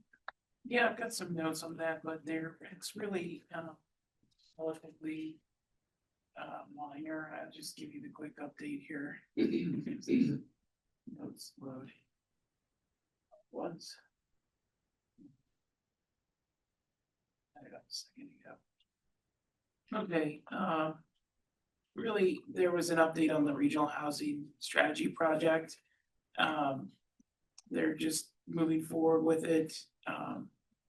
Producing a draft housing strategy document by the second quarter of 2026. Should be completed by 2026, summer of 2026. There's a bunch of other smaller items, but it was a relatively low impact meeting, just mostly informational updates. Any other board or committee meetings? Let's see ahead. I-25 Coalition. We had public speaking at the Transportation Commissioners meeting last week or the week before, and beginning that advocacy for funding for the priorities, the 10-year plan. And they are Smart Commute and NADA are going to be looking for elected officials to join that public comment over the coming months to advocate for our sector of I-25. So I'd encourage you. I think, John, you're probably the next. So the next one's March 19th, and we'll be coming back from DC for NLC. So on that note, I'll be joining Justin for my first NADA meeting on Thursday morning, bright and early. Introduce myself to the team and then I'll have to do a Zoom comment on the 19th in the morning before I fly back home. So I will make that arrangement to testify.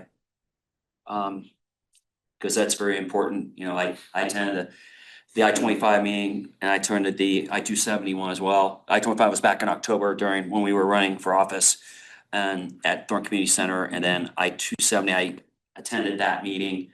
Got to talk to Crystal with CDOT, who's absolutely amazing, former Commerce State Council member. So we definitely need to advocate for transportation, and I'm looking forward to my role on NADA and also with the Airport Coordinating Committee. We don't meet till next month for ACC though. E470 met last week. Some of you may have seen some of the signs that's around town, the E470exposed.com. There's a whole big thing going around that's actually set up by the E470 Commission to get more exposure around where the tolls go, how things are being done. But it's also pretty funny. I definitely recommend everybody checking it out. There's aliens and all kinds of stuff that is being accused of being hidden.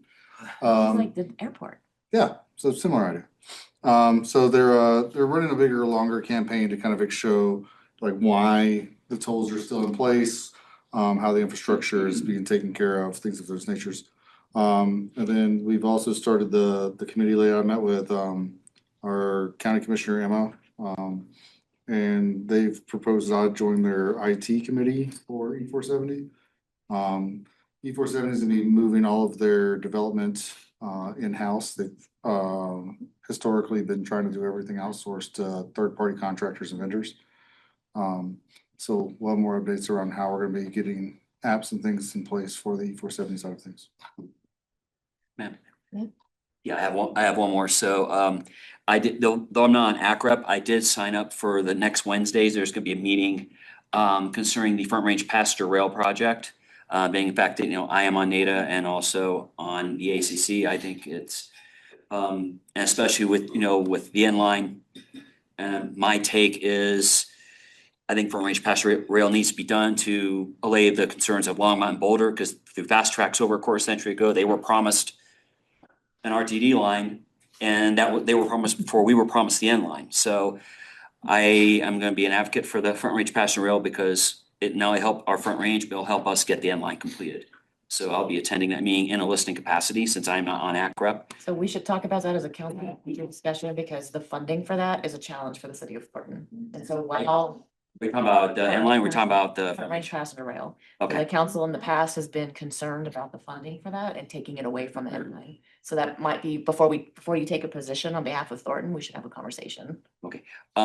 so William, if listening is perfectly acceptable. so I will be on record saying I will be there in a strictly listening capacity because I'm not on the ACREP board. I didn't sign up for it. I will listen only. I will keep a button. And anything I hear though, I will report back, but I will not make any comments. I'll just say I'm here, just in a listening capacity. I just want to learn. All right, any discussion items?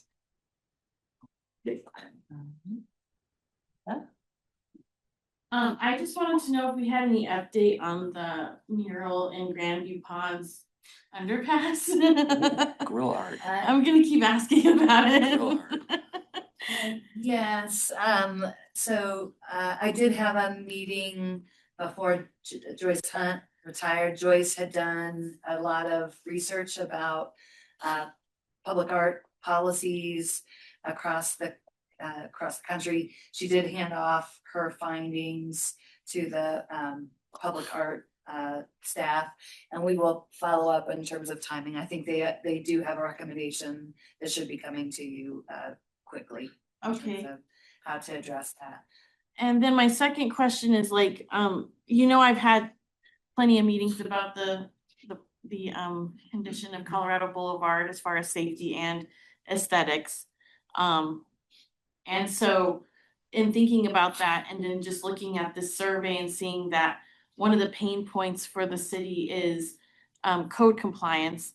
But also knowing that we've also created more policy, which makes it difficult for them to enforce, and creating more enforcement doesn't really solve the problem when we have, so many code compliance officers that can only do so much, and, getting compliance with these laws takes a lot of time, money, and effort from our community as well, in regard to how much money they would spend as far as getting back up into code or beautifying the neighborhood. So my thought is, and this isn't something we answer today, but just if maybe we could keep it in our minds and maybe work on something in strategic planning conference or somewhere around our strategic plan, it would be what we could do to help build a culture around beautification of our neighborhoods that are a little bit more intrinsically motivated.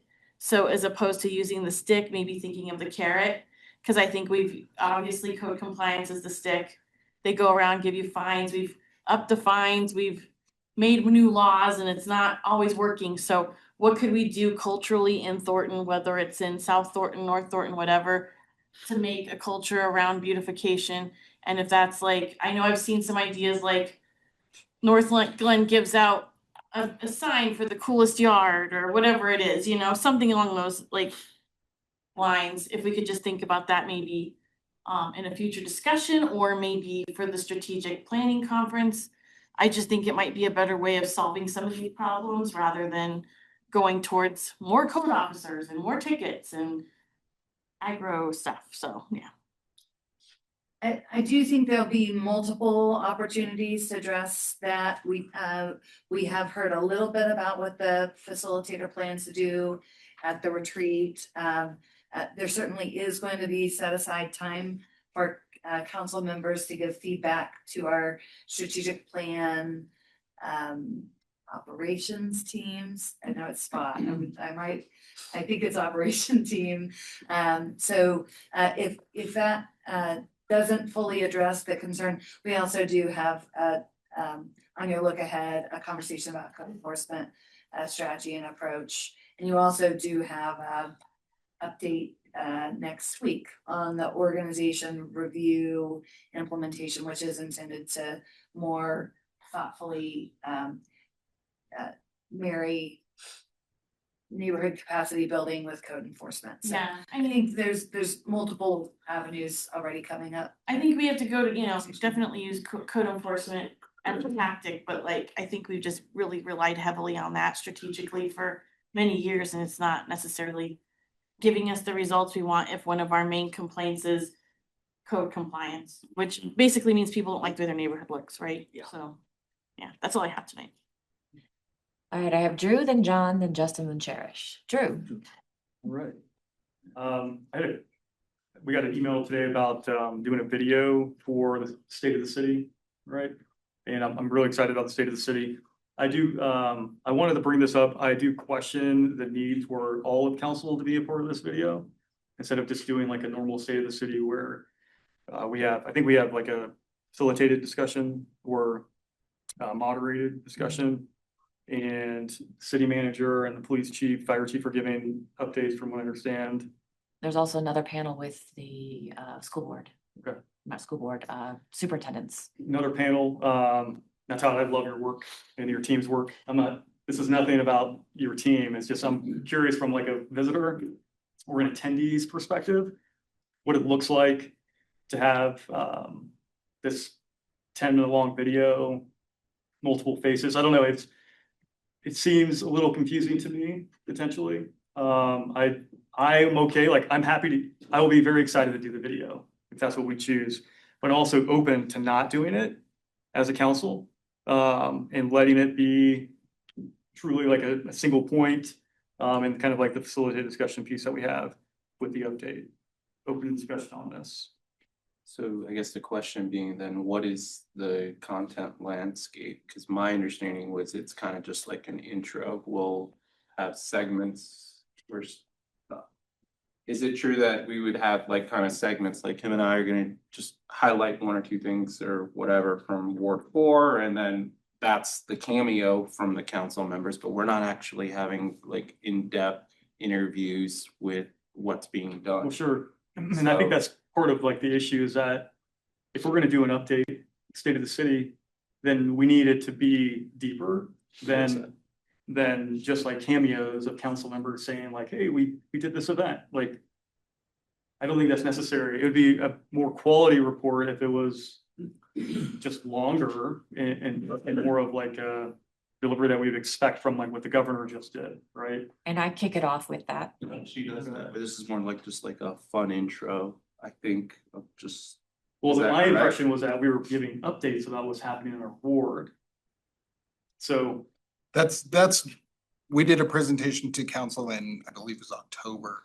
And that was the kind of the direction we received at that time, was to have some sort of a feature from each ward as part of the Chamber's State of the City event. And so that's the background. And that's in addition to the mayor's state of the city that will kick it off, and then there's gonna be 2 panels as well. right, so we have multiple updates and the council updating via the video. Is that? Yeah. And I'm just looking for, again, a visitor attendee's perspective. What's the biggest bang for the buck? It makes it most impactful and valuable.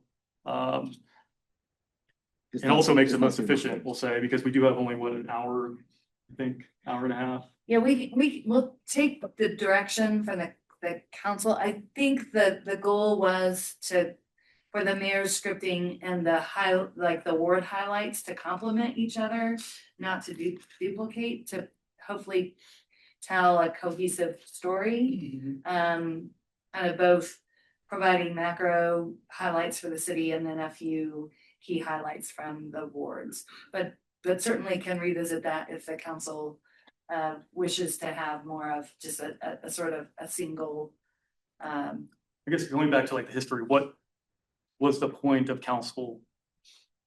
What were like the big arguments for like, this isn't really important for us to do as individual council members so that we all are in this video? Like, was it really just to make it more FaceTime? Like, I mean, what is it? How we did last Hold year. on, Roberta pushed your button and we'll go to Chris. I think that's part of it, just so we all have people know who we are, because that's, we go to these different events, and I was telling Tansy in a one-on-one meeting that like, growing up here, I knew who my council member was because I'd get the like postcard, and it would have a picture of the council members that you would visit, and we don't do that as much anymore. So just giving us the opportunity to have more like facial recognition with the community is part of it, but Specifically when you're in Ward 2 and 3, we're on the east side of town. And so we don't get a lot of attention because everybody along the I-25 corridor has a lot of cool businesses and more stuff going on, right? So when I was thinking about what's going on in our ward that we could report to Todd, it was like like much smaller, like more intricate things that like most people wouldn't notice unless you're in Ward 2 and you see it every day like we do. So it's important to us to be able to highlight some of the things that are happening in our more bedroom community area of Thornton, because it's not gonna get any attention. We don't have cool ice cream shops. We barely wish we had donuts. So, Grumpy egg, luckily. you guys have donuts. I totally understand that. And I get it. And I agree with you. I'm just saying, I'm wondering, do we provide these updates so it's a consolidated delivery?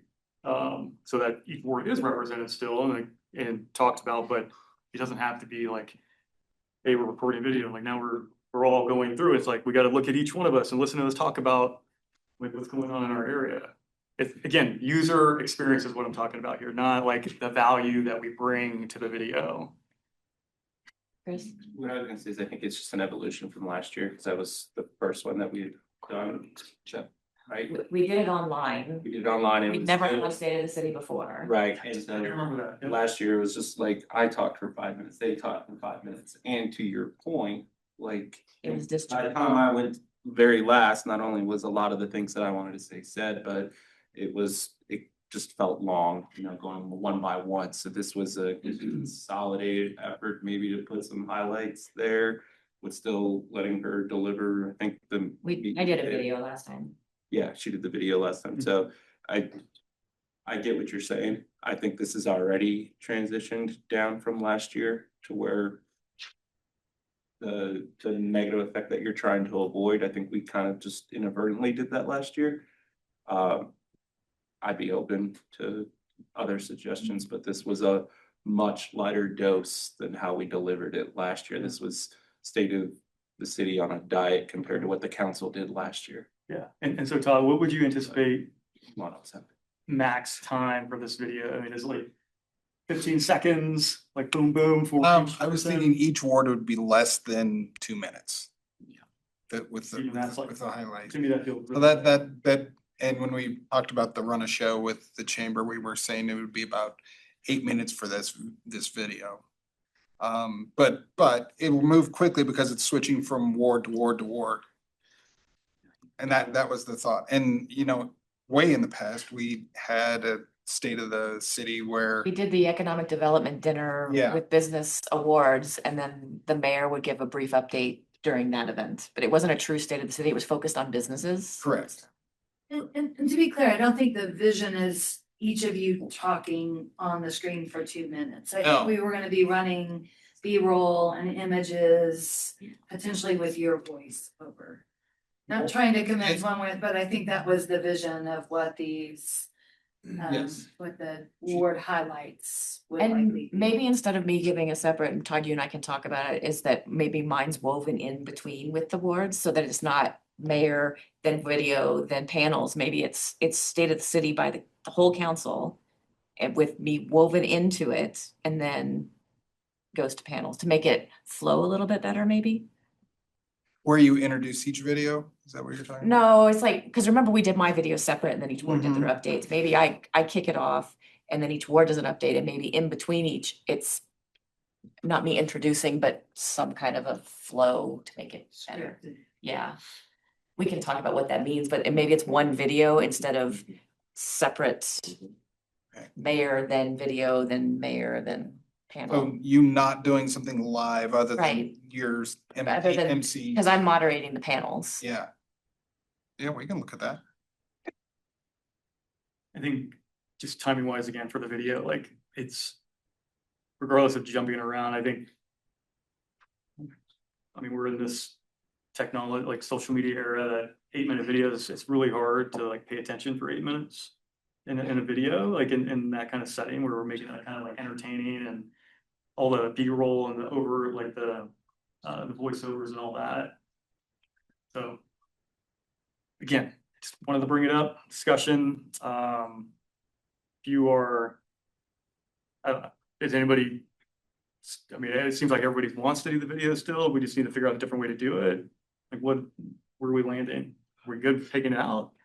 The email that I got earlier, I'm assuming it's the same one you were talking about. It specifically stated that it was what, February 2nd or something for the. February 3rd was when we're trying to do the video shoot.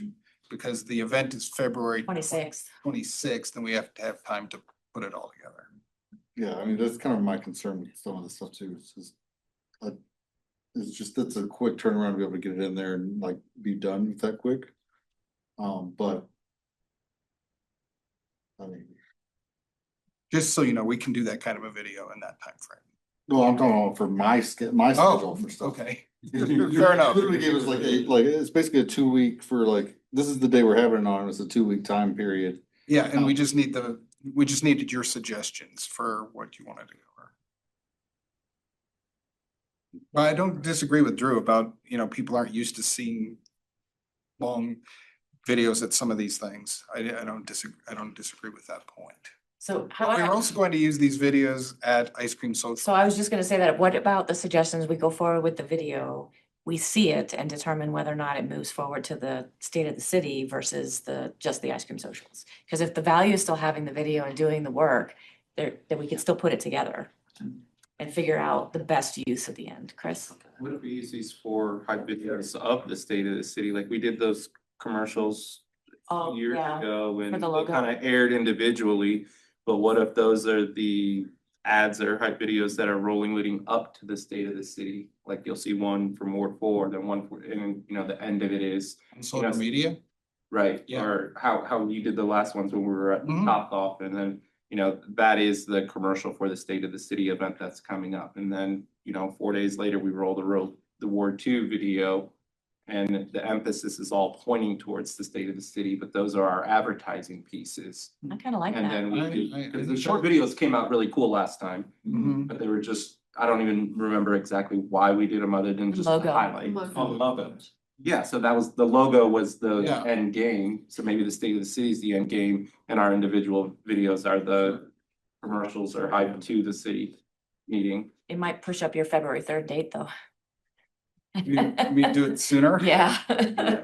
Well, we'd have to get all the script content Yeah. really quickly. Maybe we don't need to start launching like 4 or 5 days before the event. The only other element to throw into this is that I think that there's an attendance cap at the state. So if we're promoting it, we're not promoting it for attendance, we're just. No, it's just promoting It's for the just, city. it's just promoting the city, just so clear. Could we record it and then do a live broadcast on YouTube of it, and then the recording goes out to those? So it that maybe- depends on the chamber and the availability of the venue. I don't know what that is. Yeah, cause that costs money ABY, Yeah. but, They just did it at the, huh? they just did it at that town hall where they. But yeah, but it just depends if they hire somebody to do or they do it themselves. So let's move forward with the video because it feels like everybody wants to do it. How we use it to be determined as we work through options. We can talk to Courtney and see what the options are for the venue on whether or not they can stream the state of the city, whether that's an option or not. But I really like that idea, Chris, of the advertising. I agree. Yeah, we're happy to follow up with her, possibly even while people are coming in and being seated. Right. Maybe the video could just be rolling as people are, I think if people are willing to, again, share the feedback with Todd's team, we'll move forward with getting footage and then work it both into the ice cream socials and into the chamber event as we can. And most of the galas we go to for any nonprofit, they usually have a video that's at least 10 minutes long.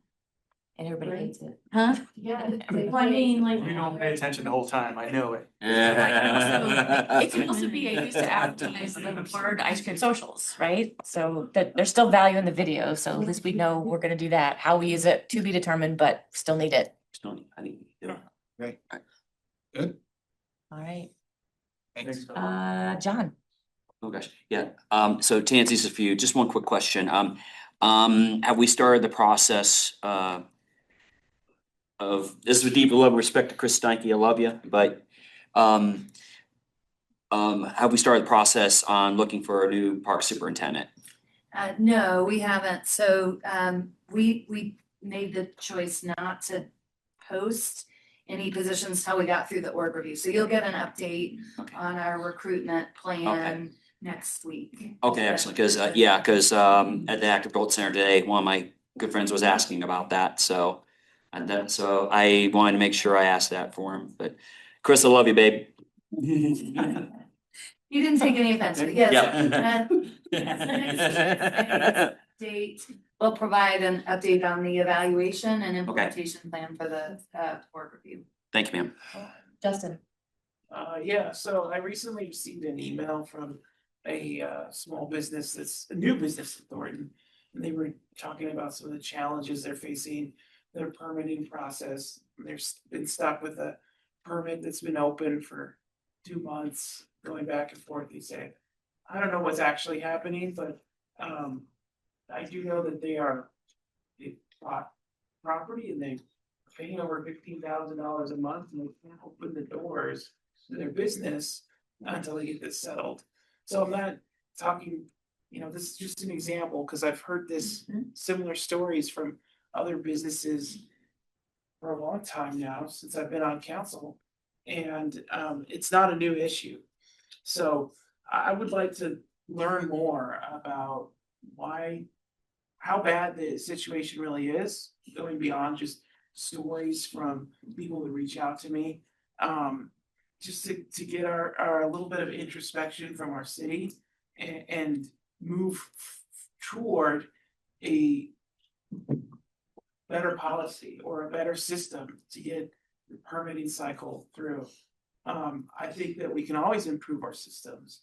And I think hearing this feedback amongst the others is I think a good reason for us to go forward with looking at what we have, trying to identify areas that we can streamline the process, or areas that, we can make it just a better experience overall, because we want the work to be open for business. But we can't do that if we're the reason, through inefficient systems, legacies, whatever the reason. I don't think we can move towards that efficiency until we start looking at that. So I would ask that we get started on that. I don't know, I think it would be a great cross-functional opportunity between planning or city development and economic development, possibly. But I think maybe to kick things off, I'd like to just maybe ask our staff to come up with some ideas on what the data collection process would be like. I'm not saying jump all the way to solutions, but tell us what it would look like, what kind of team you could put together, and how you would go about streamlining these processes and identifying ways that we can provide a better service for our new businesses or existing, anybody who needs to get these permits through. So that would be my ask, is that we get this moving and find out what that would look like. So I would suggest as a first step, so economic development has already started a review process. We're working as a part of a cohort with several cities to review our business review and permitting processes. So we can provide a scope of what that process is as a part of this formal review process.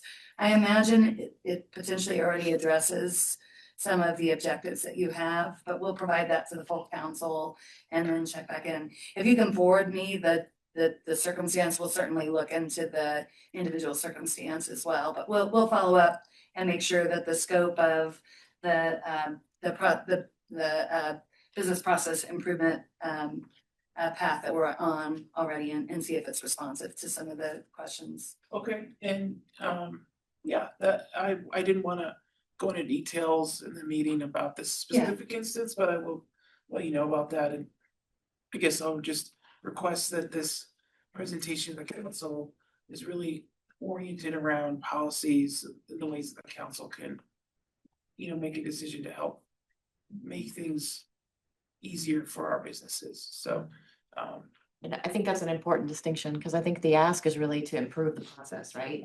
Because if we ask for a team to come up and tell us what they're gonna do, that's directing staff, but if we're asking Tansy to give us an overview of policies that we need to make changes to, I think that addresses the concern. Yeah, Okay, yeah, cause I just wanna know is there anything, I don't even know, is there anything the council can change to make that better? Answer that question first, and then we can start, if the answer is yes, then we can start looking at what these new policies look like. I will work with economic development and the planning team. I do believe the scope of this review is both our business processes and policies, but if that's not the case, we'll certainly identify where those opportunities might be. Thanks. Josh? If we get our post office back, I don't think this would be an issue, but for the last several months, my whole neighborhood has not received the voice. Oh. And second of all, Sandra will apply for Prozac, but she can't upload her ID, she can't upload her social security card. She called up to the city, asked for help, and she said at this point, she'll just volunteer and not be paid. Because she realizes that that's what it requires, but their suggestion was to go to the library, but why would she go to the library and put such a document on a public computer? We'll follow up with Sandra and make sure that she gets some support. She's called twice today and they told her, well, these are your suggestions, and she was like, I can't bring it to HR, and they were like, no. We'll thank you for raising it. We'll reach out and follow up with her. All right, I think that is it for this evening. Thank you all very much. We'll see you later. Okay.